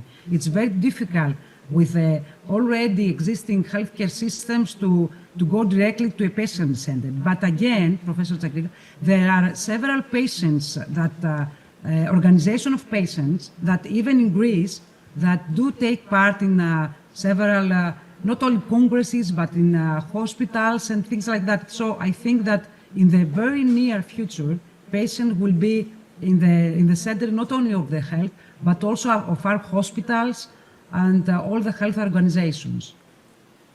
But we need to change the mentality. It's difficult that not only the practices, but the mentality, our mentality. Actually, we have to change our culture, how we deal with the patient. Thank you very much, Eleftheria. Kisses to Thessaloniki from Nicosia. Thank you all for your attention. Thank you. And now please join us for a lunch buffet at the foyer and the poster session. The Congress proceeding will resume at 12:50 with the session 3. Thank you.